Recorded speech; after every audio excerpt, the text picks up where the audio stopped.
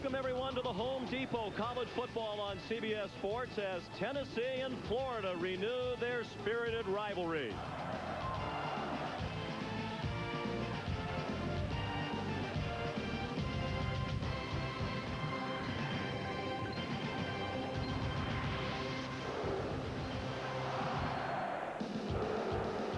The Swamp is sold out, as it has been for every home game of the Steve Spurrier era.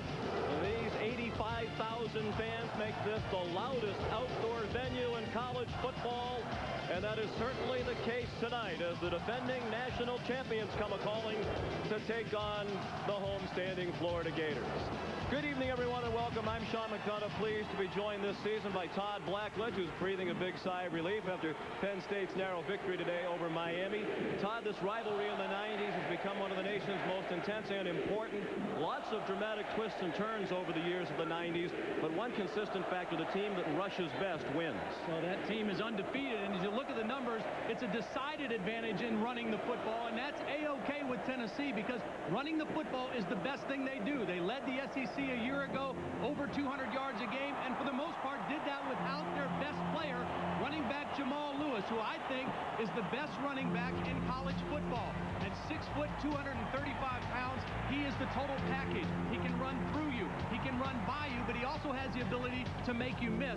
And Tennessee has to run the football to set up their play-action pass because that's where they'll get their big plays down the field. Now, Florida thinks they have a pretty special runner in Ernest Graham, a redshirt freshman who's done a great job running the football.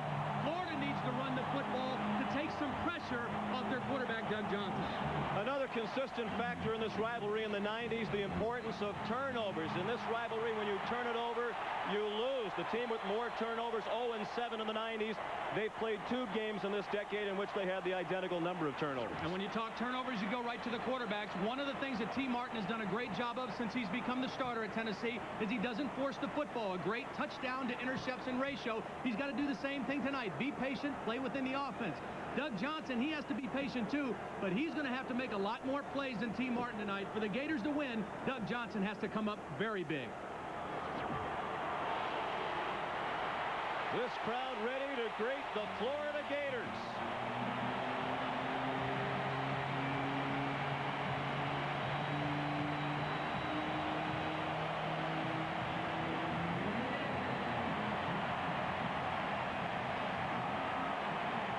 They take the field with a record of 2-0.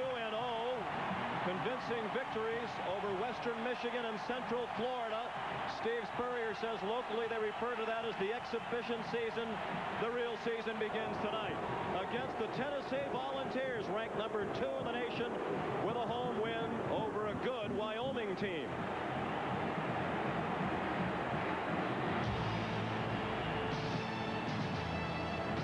For the 5th straight year, both Tennessee and Florida are ranked in the top 10 in the nation at the time of their meeting. We'll have the opening kickoff from Ben Hill Griffin Stadium right after this. The 50th anniversary. The Home Depot College Football on CBS is sponsored by Microsoft. The Home Depot and by Ameritrade.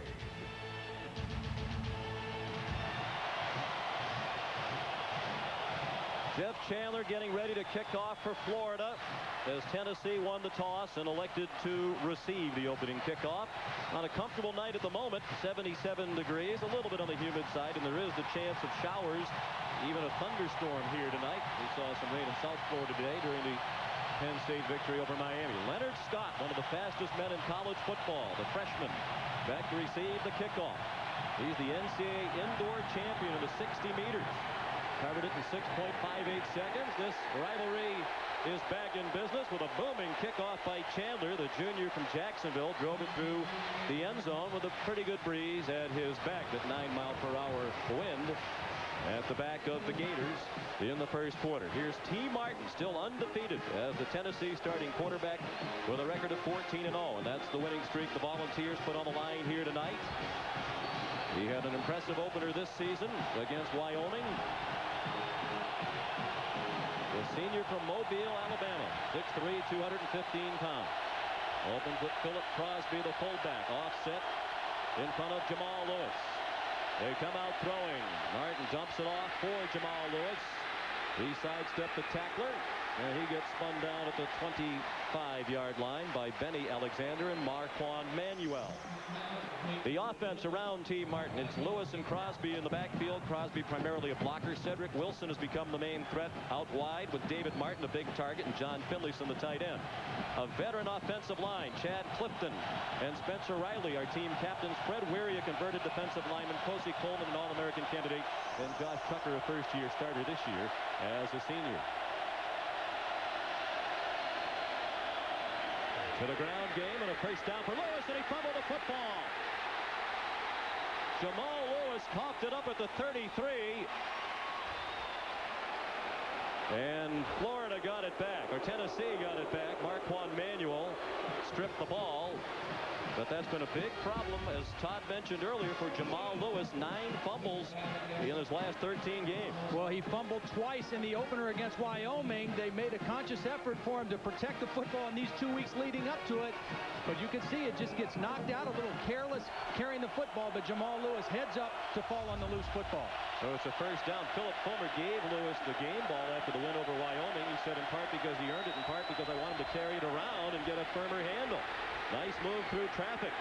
And Lewis is about 2 yards short of another first down out at the 42-yard line. Eugene McCaslin made the primary tackle with help from Manuel. The entire front 7 from last year for Florida is gone. The new front 4, Derek Chambers, Buck Gurley, Gerard Warren, and Alex Brown.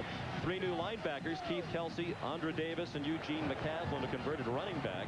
And 4 sophomores start in the secondary. Benny Alexander, the only returning starter on defense, with Manuel, Norwood, and Cromartie. Now, I got to tell you, Sean, I love this, too, what Philip Fulmer just did. Jamal Lewis put the ball on the ground, something he's had a problem doing. But the very next play, they come back and give him the football again. He is the stud of this Tennessee offense, and that's a great message that Philip Fulmer sent to his tailback and to his football team right there. There was a personal foul tacked on to the end of the play against Florida, so the balls are in Florida territory. And Martin wings it to the near side, incomplete, through the hands of Cedric Wilson. Well, let's go back and see if we can unveil the late hit. We believe it was a late hit on T. Martin. Well, that's Alex Brown. I think T. Martin needs to get a tighter chin strap because he got his helmet knocked off in the game against Wyoming as well. Alex Brown trying to send a little message himself, but you don't want to do that and give up the 15 yards, particularly when your defense has already struggled in the first 2 football games. Make Tennessee earn everything they get. One problem for Tennessee frequently in this rivalry in the 90s have been falling behind early. On the delay, Lewis hit in the backfield and dropped. Eugene McCaslin made the first hit that knocked Lewis off balance. It's a loss. Back to the 47-yard line. 3rd down and long upcoming for Tennessee. Eugene McCaslin still feeling his way into the new position. He was the 2nd leading rusher on the Florida football team last year as a tailback. Moved over to linebacker this year. He's got great quickness and speed. You could see how quickly he was into the backfield that time to trip up Jamal Lewis. Even though Florida won its first 2 games over lesser opponents, the defense really struggled. Gave up 865 yards of total offense in the 2 wins to their opponents, and there was movement, as you saw, along the right end of the Tennessee offensive line. So the Volunteers are retreating back to their side of midfield. Florida wants to give a lot of different looks. Dead ball foul. False start on the offense. 5-yard penalty. 3rd down. John Hoke does not want to give Tennessee a lot of the same looks. The defensive coordinator, the new one for Florida, that time they were faking blitz, and it caused a little some jittery nerves up there by the Tennessee offensive line. You're going to see a lot of movement by the front 7 of Florida tonight in the ball game. 3 wide receivers as Eric Parker, number 80, comes on the field to join Cedric Wilson and David Martin out wide. Lots of time for T. Martin. Throws to the far sideline, too high.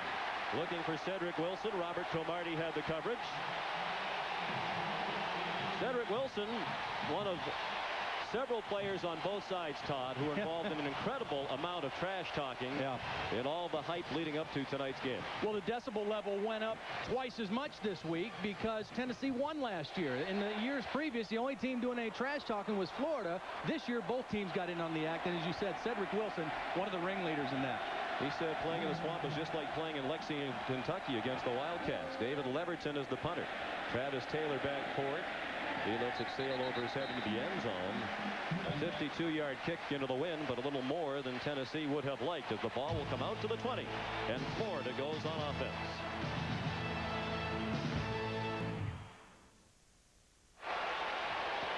Florida Gators about to begin their first possession with Doug Johnson, the senior, at quarterback. He is firmly the #1 quarterback this season after being in and out as a starter over the previous 2 years, and he's piled up some big numbers in the wins over Western Michigan and Central Florida. Play action pass on first down. Johnson hit after he threw. Too high. Looking for Darrell Jackson. Pressure applied by Sean Ellis, one of the best pass rushers in the Southeastern Conference, the defensive left end, number 93. The rest of the Gator offense around Johnson. Ernest Graham back in action this year after a foot injury sidelined him last season. With Rob Roberts, Travis Taylor, and Darrell Jackson, the wideouts, and Aaron Kinney, the tight end. A veteran offensive line. They are without starting center Zach Sedalis. Corey Yarborough plays there. Kenyatta Walker is an All-American candidate at right tackle. Second and 10. And movement along the offensive line from Kenyatta Walker. Just as we go touting him as an All-American candidate, he flinched. Well, there's going to be some jumpiness early, no Dead question. ball foul. False start on the offense. 5-yard penalty. Second down. Kenyatta Walker right here on the bottom of your screen. A lot of movement by Tennessee trying to confuse the offensive line up front. Kenyatta Walker a little bit early, and you talked about the trash talk, and he was one of the guys exchanging some barbs with Sean Ellis this week. When he played Sean Ellis last year, that was his first start as a right tackle for Florida. Young player. Wanted to put forth a better effort tonight against Tennessee. Trying to extend their home winning streak to 30 in a row. The 29 straight at home, the longest current home winning streak in the nation. The pass too high. Intended for Travis Taylor. Andre Lott, in his first year as a starting cornerback, had the coverage. The Tennessee defense strong up front with Ellis and Overstreet. Excellent pass rushers and big defensive tackles to stop the run. Dominique Stevenson, a question on the defense as he moves in for Al Wilson, who's on to the NFL. Deion Grant, one of the best safeties in the country. Wayne Goodrich, the returning all-conference quarterback. The other corner is Lott, who was their third cornerback last year. And Lott says he expects to be picked on by Steve Spurrier tonight. Blitz coming outside. It's picked up. Johnson throws. Taylor has work to do for a first down. He's short. On third down and 15, he got 14. Andre Lott stopped Travis Taylor just shy of the necessary yardage. Travis Taylor is a pretty big physical receiver at 6'1", nearly 200 pounds, and he feels like he can get those extra yards, but that time a good tackle after the catch prevented Taylor from using his strength to get the first down. Steve Spurrier told us yesterday in practice he was working with Travis Taylor. He said when you catch the ball before you turn up the field, you might want to make a little move on those hitch passes. He said, I'll just drag the defender with me. That's the confidence Taylor has in his strength. David Wazalewski is on the punt, but a timeout has been called by Florida. Well, they only had 10 guys on the punt team. Special teams just as important as offense and defense. No score early in the first quarter in Gainesville. CBS Monday. Both teams forced to punt in their first offensive possession. Right here, Anthony Mitchell, the reason that Florida had to burn a timeout. Fifth-year senior defensive lineman not on the field for the punt team. He was one of the two guys serving a 2-game suspension. And that's Lawson Holland, special teams coach, getting an earful from Steve Spurrier. Special teams, very, very important in big ball games like this. Eric Parker waiting for the punt from Wazalewski. He was a little bit shaky in the season opener. Steve Spurrier said he's the best they have at catching it and getting it off quickly. He did it that time. A low line drive kick. Eric Parker with a good return. Nearly 15 yards on the run back. after a 43-yard punt. Andre Davis made the tackle. Let's check in for an update with Tim Brando. All right, Sean, Alabama against Louisiana Tech. Give the Bulldogs some credit. They barely lost to Florida State in the first half, came back strong in the second. Cangelosi takes in this pass from Stallworth, who had replaced the All-America candidate Tim Rattay. With 4th down and only 2 seconds left, they beat Alabama 29-28. Wow, what a wild day it's been. Games involving SEC teams. Tim will have much more on that at halftime. On first down from the 43, it's Jamal Lewis for very little, perhaps a yard. For the junior from Atlanta, who went out in the 4th game last season against Auburn with a knee injury. And he looked on as the Tennessee Volunteers went on to the national championship. Many have said Tennessee was lucky with some of the things that happened along the way last year. But as Philip Fulmer said, if we were that lucky, we wouldn't have lost our best offensive players for the season in the 4th game. That was a devastating blow, which they overcame. Here's Lewis running right. Good blocking on the corner. And he delivered a hit to Marquand Manuel, who's wearing a bandana. His helmet came flying off. You're not allowed to wear a bandana in college football this season. And I wonder if there's a flag on the play. His helmet came off, and that bandana was in clear view. Well, he better, if he's going to keep wearing that bandana, he better put some super glue on it, too, to keep the helmet on, because watch the hit that Jamal Lewis puts on Manuel. Jamal Lewis is so incredibly powerful. He bench presses 450 pounds.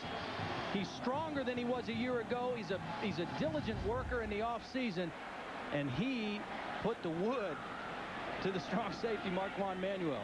You can wear the bandana if it's hidden and you get away with it, but if the officials see it, it's going to be called, and a timeout has been charged to Florida. Yep, you're right. As a result of the exposed bandana. Last year it was the socks they came down on, and this year it's the bandanas. Apparently the reason that's a point of emphasis this year is bandanas from time to time have a connection with gangs, and college football is trying to disassociate itself any kind of connection with gang activity. Marquand Manuel, don't know the reasons why he wears the bandana, but he should know better. That's something that the Southeastern Conference officials in the preseason have stressed to these teams. If there's any question about whether these two teams are physical football teams, I think it's been answered here very early. We've seen 2 helmet-losing hits already in the ballgame. T. Martin lost one on the hit by Alex Brown, and Marquand Manuel lost it with the collision that time with Jamal Lewis. This is a physical football game so far. 3rd down and 1 for Tennessee at the Florida 48-yard line. No score, 4.5 minutes play. Lewis hit behind the line of scrimmage by Eugene McCaslin, and he's short of a first down. A loss on the play. Back to the 49-yard line. And now it'll be 4th down and a long 2, and Philip Fulmer's going to punt. For what McCaslin lacks in experience as a linebacker, he makes up for in quickness. You see how quick he was off the ball. They were trying to cut him off with a wide receiver, David Martin, and that wasn't a good enough effort as McCaslin got into the backfield and made the play. David Leverton, the junior from Midland, Texas, boomed a 52-yarder into the end zone on his first kick of the night. This one shorter and returnable for Travis Taylor. From the 15, and he goes backwards to the 12. Swarmed under by several Volunteers, including Derek Edmonds. Will Bartholomew, the first to hit Taylor. No score in the Swamp. Premiere CBS Friday. Sean McDonough with Todd Blackledge back in the Swamp in Gainesville. No score. Tennessee's had the ball twice and has punted twice, and now it's Florida on offense for the 2nd time. And the first running play to Ernest Graham goes for very little. Perhaps a yard, and that's all for the redshirt freshman from Cape Coral, Florida, in the Fort Myers area. He was stacked up by Billy Ratliff and Eric Westmoreland. And this Florida offense was really good. They've been able to run the football. Last year, they finished 95th in the country, only averaged about 115 yards per game. They think they've got that fixed this year with Ernest Grant. They've also put more attention to it on their offensive line all through spring, all through summer. But they've got to run the football for this offense to be effective. 4 wide receivers. Darrell Jackson, the motion man. Johnson throws the fade to Travis Taylor. Out of bounds at midfield. Taken out by Deion Grant. He beat Andre Lott on the coverage. As we said, Lott expected to be picked on early. And the Gators are coming right after him. Great throw by Doug Johnson. This offense is so much timing and precision, and to watch them work on the practice field going against air is really impressive. But one thing that Travis Taylor does that helps him on this play is he takes a short split. You see the timing, very quick. Don't let the rush get to you. And look at all the wide field that Taylor has to work with where the ball can be thrown. Short split, throw the ball out wide. Defender has no chance against that play. From the 50-yard line, Kirsten 10 for Florida. Play clock down to 1 as Johnson takes the snap out of the shotgun. And his pass is deflected. He was looking again for Travis Taylor, but Billy Ratliff got a hand up and knocked it down. And it'll be 2nd down and 10.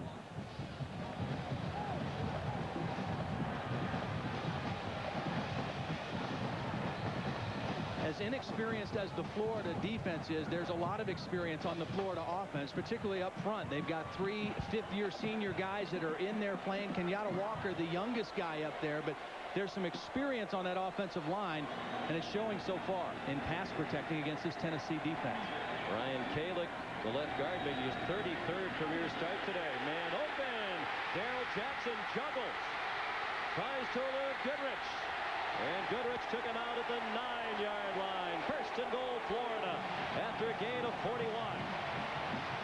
Wayne Goodrich is the best cornerback on this team, one of the best in the country. You don't stay away from great corners, you attack them, and one of the best ways to do it is to go out and up or hitch and go. Watch Darrell goes on the hitch and go, the little pump fake by the quarterback, and Goodrich was looking at the quarterback, Doug Johnson, and that allowed Jackson to get by him.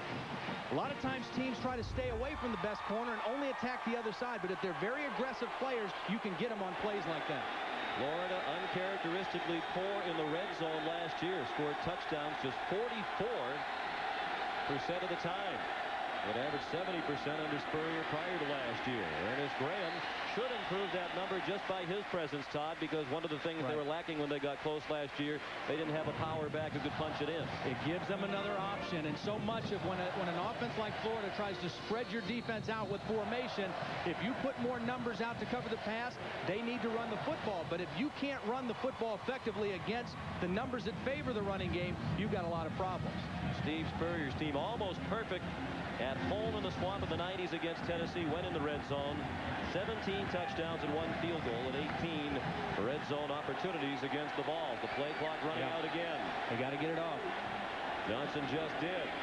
Looks to the end zone. He threw it away over the head of Darrell Jackson. Well, I think he had Travis Taylor, too, on the quick post. He had 3 receivers to the same side, and it looked to me like Travis Taylor flashed open first, heading towards the back of the end zone, but Johnson not able to pick him up. Doug now 3 out of 6. He's had 2 long completions. They go to 5 wide receivers on 3rd down and goal. From the 6-yard line. Johnson throws to the end zone too high. Had him.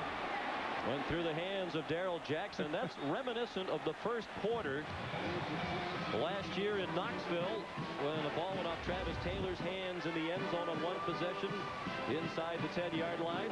Yeah, but this very similar to this. That's on Doug Johnson, though. He's got to get that ball down to the numbers. They got exactly what they want, and just a little too much adrenaline going through his body right now. He's got to take a little bit off of it. Steve knew he had a touchdown there, and he hates to settle for field goal attempts. This will be a 23-yard try for Jeff Chandler out of the hold of Billy Young, and that kick is good. Last year in Knoxville, in the first 8 minutes of the game, Florida was twice inside the 5-yard line and settled for just 3 points. They had a fumble on the goal line and kicked the field goal, and that was a key factor later on. Today presented by Southwest Airlines. Chandler kicks off. Leonard Scott Lets that one drift by. We're pleased to welcome in the other member of our broadcast team, Michelle Tafoya. All right, Sean. Well, Florida's inexperienced defense playing pretty well so far. Maybe it was this fax that new defensive coordinator John Hogue got yesterday from his brother Brady, who's the defensive line coach at Michigan, by the way.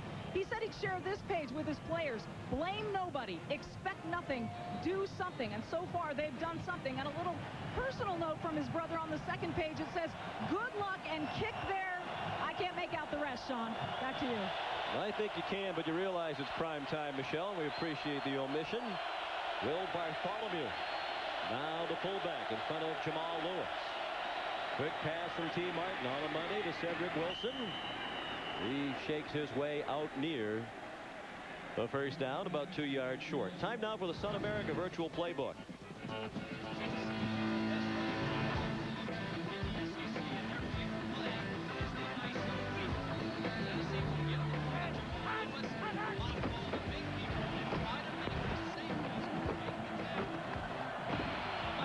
Tackle early in the game, but late in the game, they don't like tackling number 31.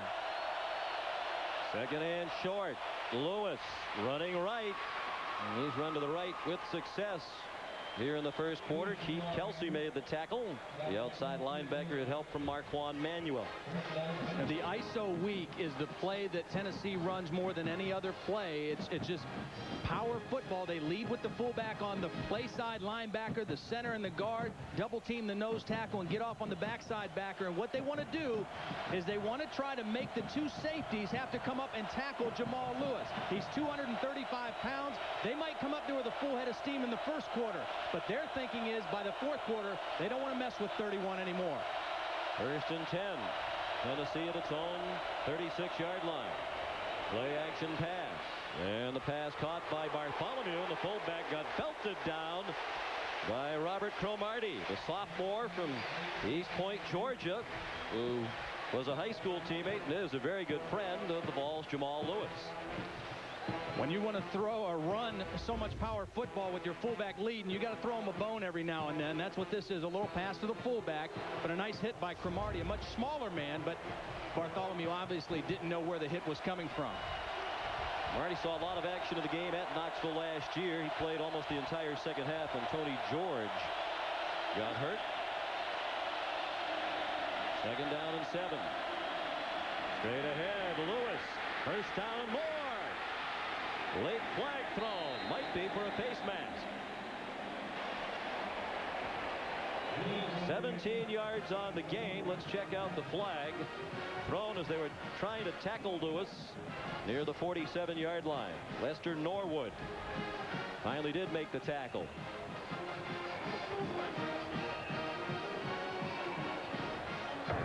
During the run, holding on the offense. 10-yard penalty. I didn't see anybody in a white shirt of Tennessee near where that flag was thrown.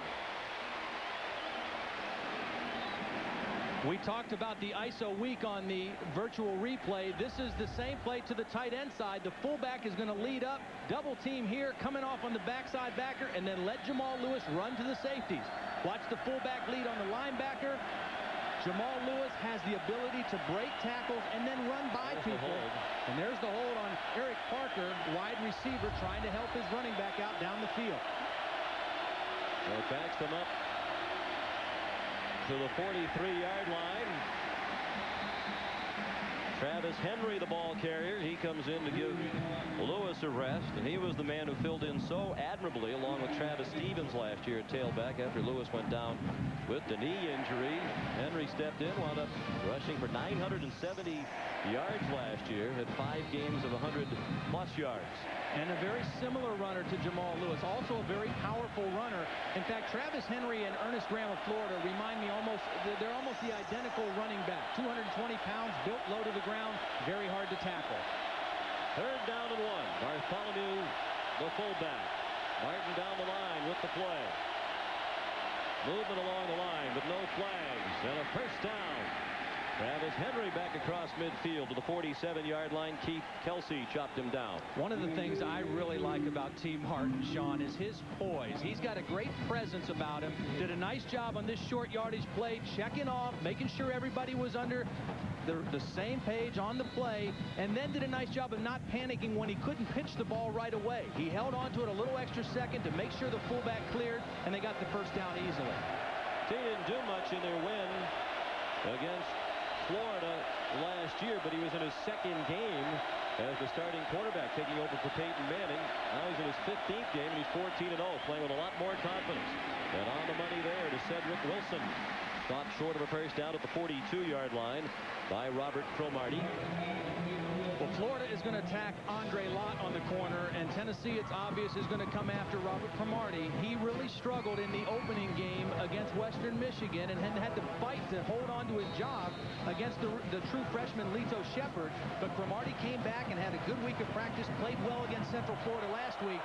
But clearly, Tennessee feels like they can attack number 25. Second down and 5. Florida leads 3-0, under 5 minutes left in the first quarter. Take to Travis Henry, and Alex Brown has the sack.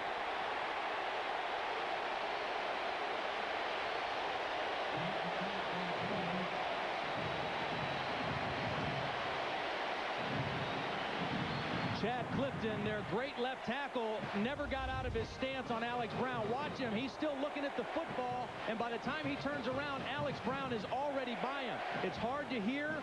Clifton is looking in at the football to know when to start into the play, and by that time, Alex Brown was around him with his quickness. Team high 4th sack of the year for Brown, a sophomore from White Springs, Florida, who did not start the opener against Western Michigan. The coaches were trying to send him a message he needs to play harder. Blitz, Martin down again. Eugene McCaslin.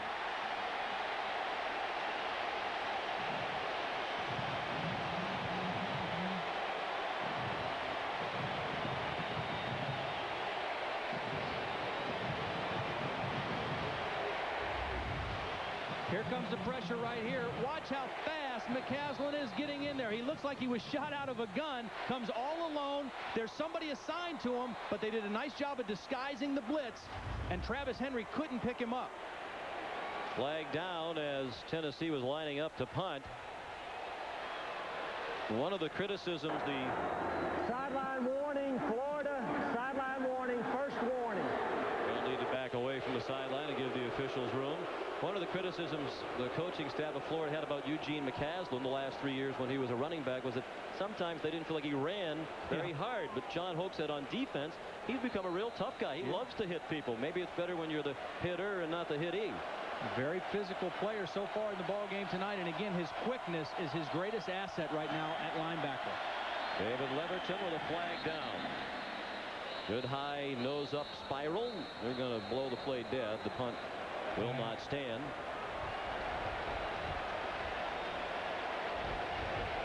Steve Shaw leading the Southeastern Conference officiating crew. Good ball foul. Ball start on the offense. 5-yard penalty. 4th down. You know, so much has been said down here in Gainesville the last couple weeks. That what's wrong with the defense? They're giving up so many yards. We got real problems on defense, and you just had to believe that they were going to play better defense tonight. John Hoke was very vanilla in the first 2 games trying to teach. He's got young players, but by no means was this defensive football team left with the cupboard empty. They lost some great players, but they got some good athletes behind them. That's true. They're young and inexperienced, but they do have a lot of talent. There's a low punt by Leverton, angled to the sideline and out of bounds. No chance for Travis Taylor to run it back. It's out of bounds at the 28-yard line. Just a 31-yard punt. Thursday on CBS. Wait till you see what the creator of Ally McBeal and the practice has done to Chicago Hope. Don't miss the season premiere on a brand new night. Thursday on CBS, America's most watched network.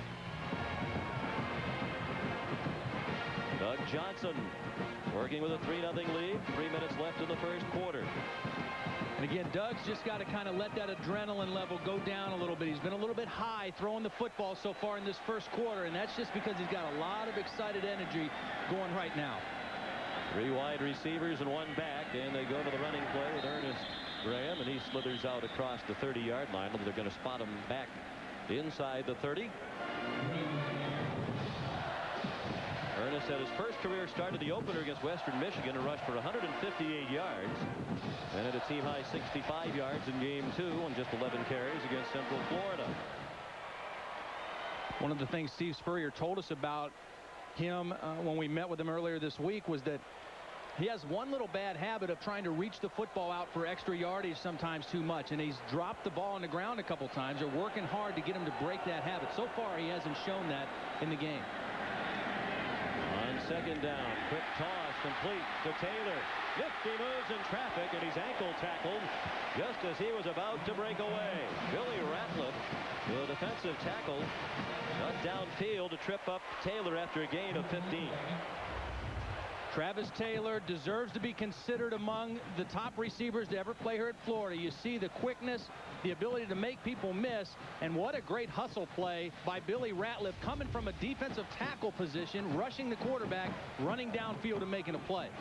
Ratliff's players had a lot of injuries, including knee injuries in the course of his career. John Chavis, the defensive coordinator, said if he had been healthy, he would have been one of their best ever. Pass, terrible pass, picked off.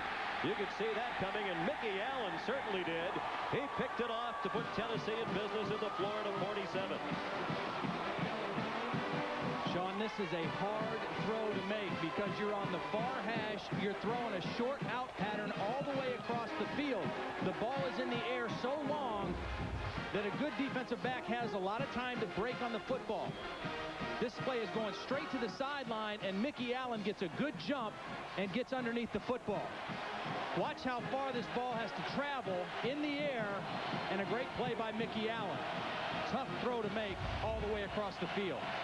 First interception of the season for the senior from Murfreesboro, Tennessee. Reserve safety who comes in nickel and dime situations. Tennessee down by 3. Under 2 minutes left in the first quarter. Jamal Lewis back in at tailback, and he gets nothing. Well, we reiterate the very critical turnover story in the 90s. The team with the most turnovers is 0-7. Last year, Florida outgained Tennessee up at Knoxville in total yardage, but turned it over 5 times. Tennessee only turned it over 1 time in the ball game, an interception thrown by T. Martin, but that is, you know, there's a lot of statistics in football that you can throw out the window, but turnover margin is one that normally really tells you who wins the football game. No gain for Lewis on first down. 2nd and 10. Martin, his pass deflected and falls incomplete. Alex Brown tipped it, and he's already been a presence in the Tennessee backfield.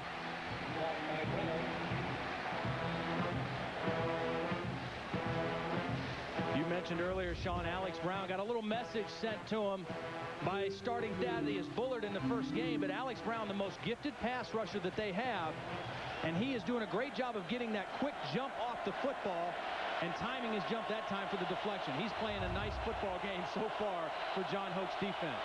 Tennessee players have been saying they don't get any respect, even though they won the national championship. Alex Brown said, beat us here, you'll get all the respect you want. Martin on the run, incomplete. Flag down on the play. The intended target, Eric Parker, and Marquand Manuel have the coverage. There is a flag thrown at the line of scrimmage.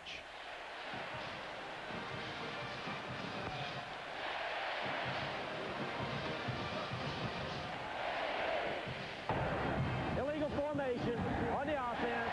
Penalty is declined. 4th down. And Philip Fulmer will punt, and here's Michelle.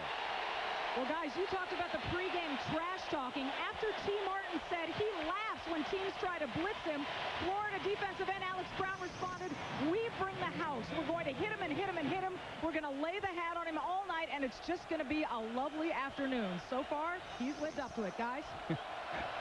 Indeed, he has. Leverton punts. Rashay Caldwell, another speedster, back for this one. Made a fair catch with some room at the 15-yard line. If he had it to do over again, he might have tried to run that one back. Want to have the best tailgate party in the lot? Get free shipping on all your favorite team gear, grills, chairs, flags, and more. Go to cbs.sportsline.com or on America Online at keyword CBS Sportsline.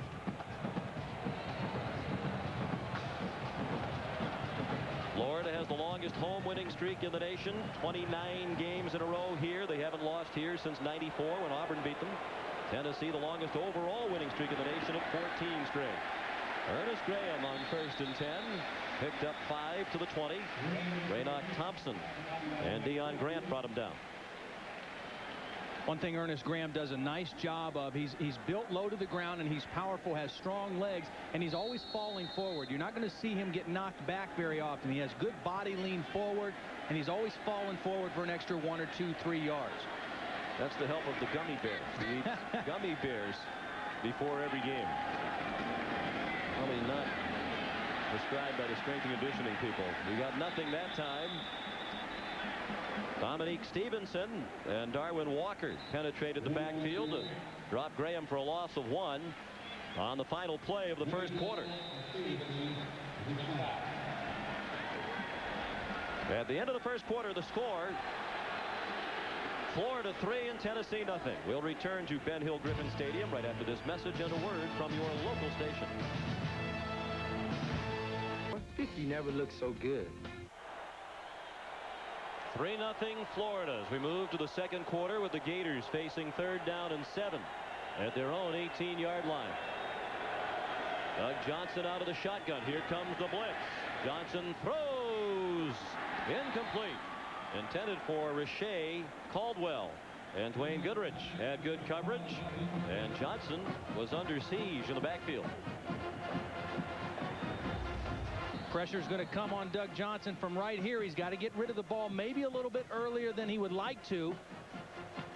Pretty good job of protecting as many as they could, but you could see he couldn't get down on the football. And again, the ball sailing a little bit high on Doug Johnson. That time, just the result of good pressure by Tennessee. Hunting situation here for David Wazalewski, the sophomore from Tampa. Not a good kick. Off the side of his foot with some backspin, and it stops dead at the 43-yard line. Wazalewski competing for the punter's job with Alan Ryan, a walk-on who they let punt last week against Central Florida, and Ryan did an excellent job punting for an average of 50 yards on 2 punts. So Wazalewski's hold on that position could be tenuous. I wouldn't be surprised to see T. Martin try to go play action and deep to Cedric Wilson right now. They've run the football. They haven't tried to throw it deep down the field. Now is a perfect chance to do it on 1st and 10. Philip Crosby, the fullback, in front of Jamal Lewis.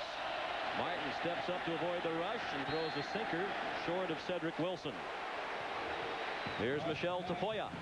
Well, you guys, T. Martin was getting some attention from the Tennessee medical staff, the doctors and the trainers. They told me that he has a right AC sprain. That's a sprain basically of the clavicle area on his right side. He is coming back in, obviously. He did get some treatment, but it's something to watch for. Back to you. And he could not play. That's a big blow to Tennessee because their backup quarterback situation is very unsettled. 2nd down and 10. Florida leads 3-0 in the first minute of the second quarter. 3-step drop and another errant throw. You wonder if that's being affected by the injury. Eric Parker, the target. Well, he doesn't look comfortable right now throwing the football on those last 2 throws, and this might be the reason why. You see the hit by Alex Brown right up in the shoulder area, then a low hit by Eugene McCaslin. T. Martin has taken a few shots, that time down right on the right shoulder, and that may have been where he hurt it on that play right there, going down to the ground on his right shoulder. 3rd down and 10 from the Florida 42. Great protection. And now Martin shows his running ability. Got hammered again as he went into the slide short of a first down at the 35-yard line. He's about 3 yards short. And Tennessee does not have a proven field goal kicker this year, unlike the last 4 when Jeff Hall was one of the most dependable kickers in the country. 3rd down and long. Tennessee gets great protection here because there's only a 4-man rush, actually only a 3-man rush. And you can see T. Martin has a little seam right here to run the football. Good coverage down the field, nowhere to go with the football, but he couldn't pick up the first down. Tennessee has called a timeout with 4th and 3 upcoming for the Volunteers. Remember, you will.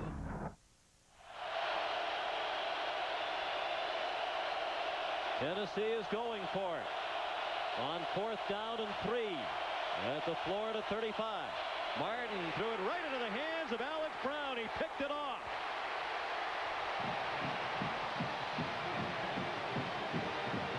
Sean, normally in a situation like that, I think Tennessee would run a bootleg or a sprint out with T. Martin, giving him a run-pass option. But if his shoulder is bothering him, they may not have wanted to take the chance on that. And Alex Brown continues to have a huge game.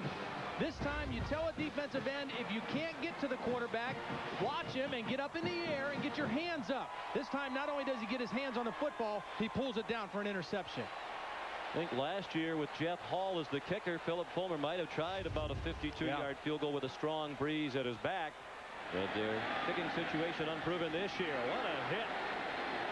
And that's the kind of pass that'll get the receiver killed. Rob Roberts took the blow from Eric Westmoreland on a high throw from Doug Johnson.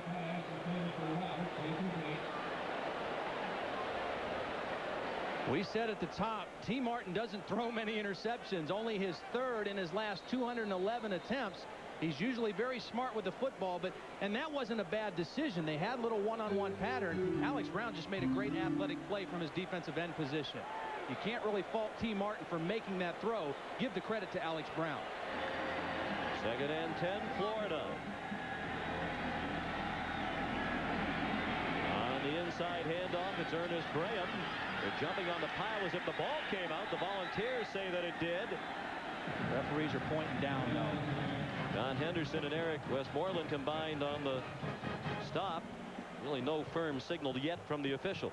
Vols are pointing up, and the referees are pointing down. So that the guys in the striped shirts usually win that. It will be Florida's ball, and 3rd down and 8 upcoming.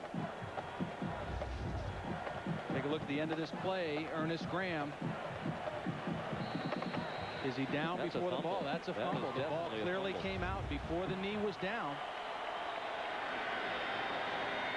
Of course, a lot easier to see at that speed as well. Johnson throws behind Rashay Caldwell.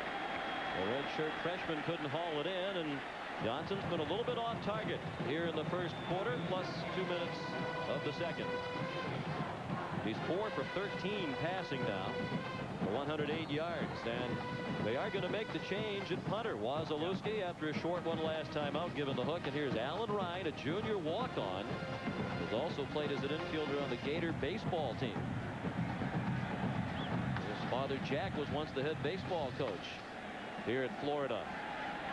Allen's a junior from Sebring, Florida. Won it twice last week. That's a beauty. High, and it drives Eric Parker back to the 17-yard line. He was tripped up on an ankle tackle, stumbled forward to the 39-yard line. A 48-yard punt and a 23-yard return.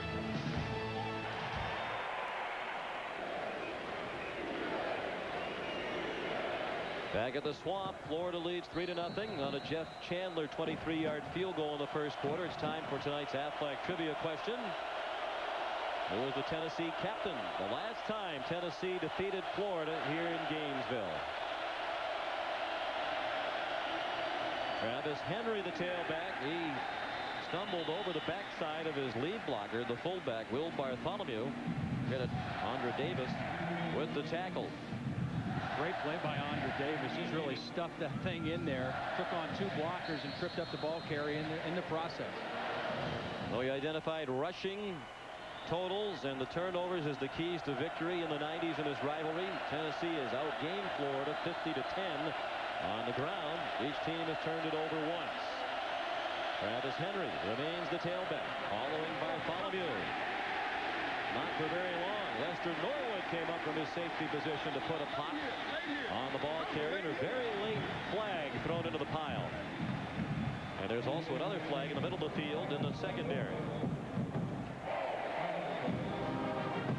That was not an easy tackle that Lester Norwood made, because number one, Travis Henry is not an easy guy to tackle at 220 pounds, and Lester Norwood has been struggling some. John Hoke said he really hasn't played very well in the first 2 games, but this is a play that's going to make his defensive coordinator happy. Good form tackle, stays right with it, waits for some help, but stays in great position to make the play. Norwood's a sophomore from Marietta, Georgia. Ball carrier probably does not want to get near Lester, as he's worn the same T-shirt under his uniform since 1992. Dead ball, personal foul on the defense. Dead ball, unsportsmanlike on the offense. Penalties all set. It will be 3rd down. Well, you know you've done something when you make both coaches angry. And that's a new rule this year. It used to be if you had the offsetting penalties, you would mark them both off and then play the down. Now, if they're dead ball penalties and they're the same kind of penalty, it's just like the NFL. They neutralize each other and you play the down. 3rd down and 8. Jamal Lewis back in the game. T. Martin running out of room and down. Back at the line of scrimmage, it's Eugene McCaslin again. Florida is doing a real nice job of confusing T. Martin a little bit with zone blitzes. Normally, when you're a quarterback and you feel a blitz coming, you think automatically man-to-man coverage. But this is a zone. That's why T. Martin had to pull the football down. There's blitz for pressure, but it's zone coverage down the field. David Levertson to punt again. Rashae Caldwell waits for it. Good kick. High, allows the coverage to get downfield, and Caldwell is tripped up immediately.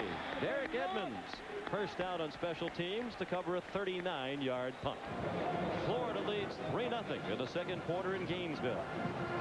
Yes, Wednesday. Legendary fan George Edmondson leading the fans in a cheer here at the Swamp. Doug Johnson off target early on, but the Gators lead 3-0. Robert Gillespie in at tailback. Johnson going deep into coverage, and it's incomplete. Darrell Jackson was well defended on the play by Andre Lott. And some whooping there. Sunday on 60 Minutes. If you think today's public schools can't educate children the way they did when you went to school, watch the premiere of another season of 60 Minutes Sunday. Then Amy Brenneman and Ty Daly star in the series premiere of Judging Amy, followed by the CBS Sunday movie Sealed with a Kiss, starring John Stamos and Annabeth Gish. That's all Sunday on CBS. Two tight ends now as Kirk Wells joins Aaron Kinney. Johnson straight back, throws on the money that time. A flag down in the secondary. Darrell Jackson lost the football after picking up a first down. And the Falls got it. But what is the penalty? Andre Lott came up with the football, but the flag was thrown near Jackson right after he made the catch. It may be offensive pass interference. Jackson pushing off of Andre Lott. I think that's what the call is going to be. Pass interference on the offense. That penalty is declined. It's going to be 1st down, Tennessee. Oh, another key turnover. It was the undoing of Spurrier's team in Knoxville last year. And it's the second time they've handed the ball over to the Volunteers tonight. We said they were going to pick on Andre Lott. Watch Darrell Jackson push off Andre Lott to give himself some space for the football, and the referee right on it. A good call, and then to add insult to injury, he doesn't protect the football and gives Tennessee great field position. Dominique Stevenson forced the fumble. Andre Lott recovered, and Tennessee is at the Florida 32. The pitch to Jamal Lewis. Big hole. First down. That ball came out. The helmet's loose for Eugene McCaslin, but Lewis was down by contact at the 15. We've seen balls on the ground, helmets flying off, and a lot of penalty flags here in the first half. This is what Tennessee does best. Power football, running behind the fullback, leading Philip Crosby. Look at this. Man blocked here, man blocked here, man blocked, and a nice seam again for Jamal Lewis. And I'm telling you, defensive backs do not like to tackle Jamal Lewis because he's so powerful. Another flag. This has been a penalty-filled game. On the offense, 5-yard penalty, 1st down. Substitution violation. It's another point of emphasis this year about the number of men you can have in the huddle and when you can have players going on and off the field. Randy Sanders is the man with his fingers up against his head in the distance. The youthful offensive coordinator took that position for the Fiesta Bowl. What a way to break in the national championship game. He took over for David Cutcliffe when David left to go to Ole Miss as head coach. Randy called the plays in their national championship victory over Florida State. Now he has the job to start the season for the first time. Martin throws it away. And he went crashing. You know what? That's a good call. It's a late call by the officials, but that was clearly a late hit by Keith Kelsey on the sidelines. Knocked T. Martin almost into the seats, and T. Martin is down. This was an unnecessary play by Keith Kelsey. The ball had been clearly thrown, and T. Martin took a great shot on the sideline. Already with the injured clavicle, there's John Hoke, the defensive coordinator, who moved in front of Steve Spurrier to communicate with his defense. The young and inexperienced defense, sometimes you can get a little overzealous. Well, here's the play at the end. It's good coverage. It's good defense by Florida. T. Martin has nowhere to go with the football. But watch at the end, after the ball is thrown, number 41 is going to come into your picture and deliver the shot.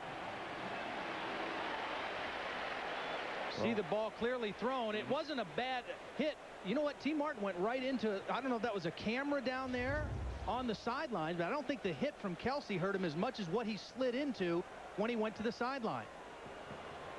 It looks like he got hit in the mouth or in the chin, or yeah, you could see as he went to the ground, his head snapped up. Yeah, his chin bounced up as if his chin made contact with something that was along the ground on that sideline.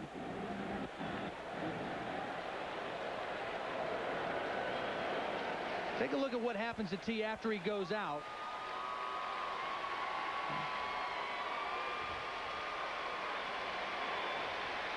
Well, he's all right, and it's going to take quite a bit to get him to come out for a prolonged period.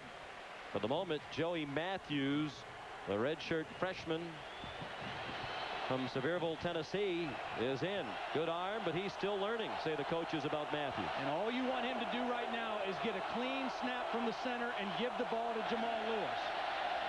On 2nd and 17. It is a clean exchange, but Lewis doesn't get very much. He's gang tackled by the Gators, led by Gerard Warren, who missed the first 2 games of the season. The Gators, due to a suspension for a problem off the field. They're still working on Martin's chin. And let's get more on his situation from Michelle. Well, when he was down over on this sideline, just next to the Florida bench, he was bleeding out of his nose and mouth. It looked like he had a loose tooth. The trainer had pulled out an actual pair of pliers. They were going to pull that tooth. Turns out they didn't have to do that, but I think their concern right now is because his chin did hit the ground. Does he have a concussion? We'll keep you updated. And Tennessee has called a timeout. A 3rd down and long upcoming from the Florida 23-yard line. Might have used that timeout not only to consider this long yardage play, but also to give the medical staff time to get Martin back into the game. Right. Well, he is a tough physical player, and it appears he is coming back in. We're going to maybe tighten up that chin strap.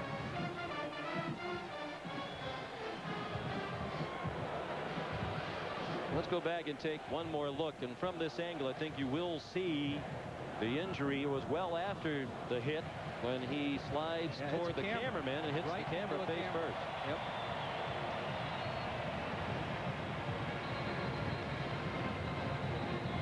Well, you're a high-profile athlete. You're used to a close-up, but that's a little tighter than the standard close-up. Extreme close-up.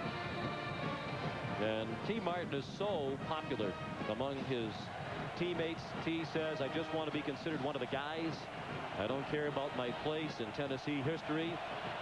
But Cedric Wilson said T. Martin is the greatest quarterback in Tennessee history. And he didn't mean that as a slight at Peyton Manning. He said T. Martin has done something no one else has done. Undefeated in his first year as a starter, winner of the national championship. The play clock has run out, and here comes the flag. This play does not count. And that's bizarre out of a timeout to have a delay of game penalty. What started as a very promising situation for Tennessee after the turnover is really starting to go the other way as Tennessee is going backwards now. And that should never happen, you know, after a timeout to get a delay of game penalty. Randy Sanders said he didn't feel the pressure when he took over the offensive coordinator job in the national championship game. He said, I don't read the papers. Maybe if I realized what a big deal everybody was making about it, I would have been nervous. But there was already enough pressure just calling the plays in the title game. So it's 3rd down and forever, 3rd and 22 at the 28-yard line of Florida. And they're back now where they probably wouldn't try a field goal for Loudermilk. Martin throws complete. First down, Eric Parker. Out of bounds at the 7-yard line. Marquand Manuel saved the touchdown. They convert on 3rd down and 22. Down to the 7. Well, the noise has been a problem tonight, so watch what Tennessee's doing. The guards and the tackles are holding hands. The guards can hear the snap count and see the ball, and as soon as they let go of the hands, the tackles know to get into protection. Good protection and a lot of cushion out there by Benny Alexander, and Parker able to make the big catch. But not the first down. They did not give him forward progress to the marker. He's about a fraction of a yard short. And the Volunteers are going to call a timeout with the play clock running out again.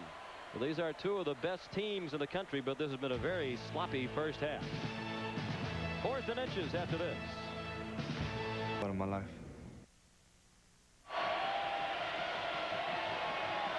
Tennessee with 4th and inches. The reason they're still scrambling for a first down, when T. Martin was knocked into the camera out of bounds, that flag was not for a late hit as we thought it was against Keith Kelsey. It was for an illegal forward pass by Martin because he was across the line of scrimmage.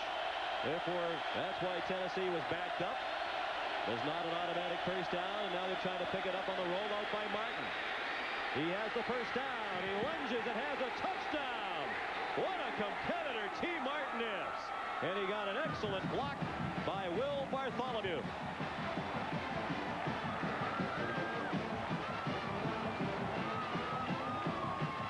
Well, you called it, Sean, a great competitor, and this is why his teammates love him so much. He's got an offensive lineman mentality. Just wants to be one of the guys. He's a great leader. Very unselfish player. He's been hit and knocked around this whole first half, still giving up his body for the touchdown there on the naked bootleg. An injured clavicle, bleeding from the nose and mouth, and yet he goes diving into the end zone. A 7-yard run for the first touchdown of the game. And Robert Loudermilk, the senior from Brentwood, Tennessee, added the extra point to give the Vols the lead. It's 7-3 with 9:17 left in the first half. Watch Martin get the football over the line. You see the strength there. Manuel in position. T. Martin just too strong for him.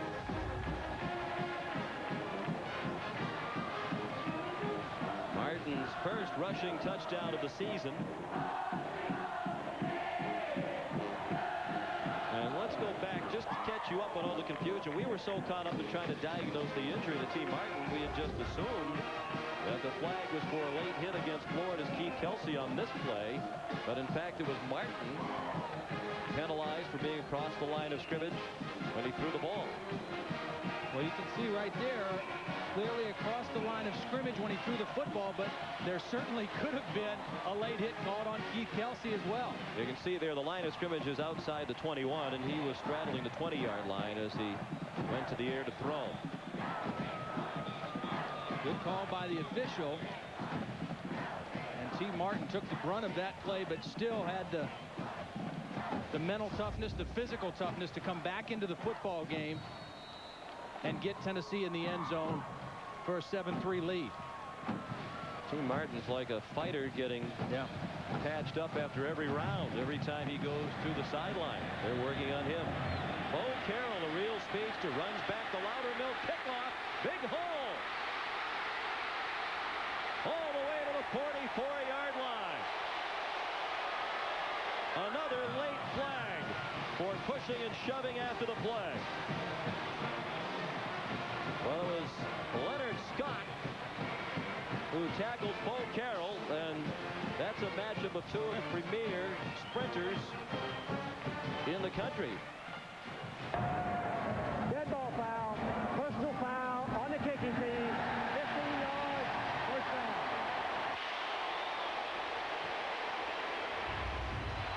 We have three great sprinters in this game. John Capel is one. This guy, Bo Carroll, the other.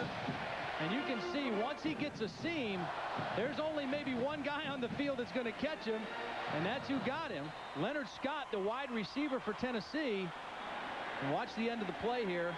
There was the push down the field well after the play. Anthony Sessions, a backup linebacker, with the penalty. Bo Carroll, an 8-time All-American as a sprinter on Florida's track team, caught by the 60-meter NCAA indoor champion Leonard Scott of Tennessee. Doug Johnson on first down from inside the 30, down the seam, incomplete. The receiver never turned for the ball, but there's a flag nonetheless. Aaron Kinney, the tight end, a rare target. They don't throw to the tight end very often, and Eric Westmoreland was wrapped up with him. Sean, I watched this play in practice on Thursday, and Steve Spurrier kept getting on Doug Johnson, saying, throw it to the spot. The spot is right here. Don't worry if he's not looking. Throw the football to the spot. And that's what he did. Tried to keep him away from the safety. Kinney not able to make the catch, but Westmoreland hanging on, running down the field.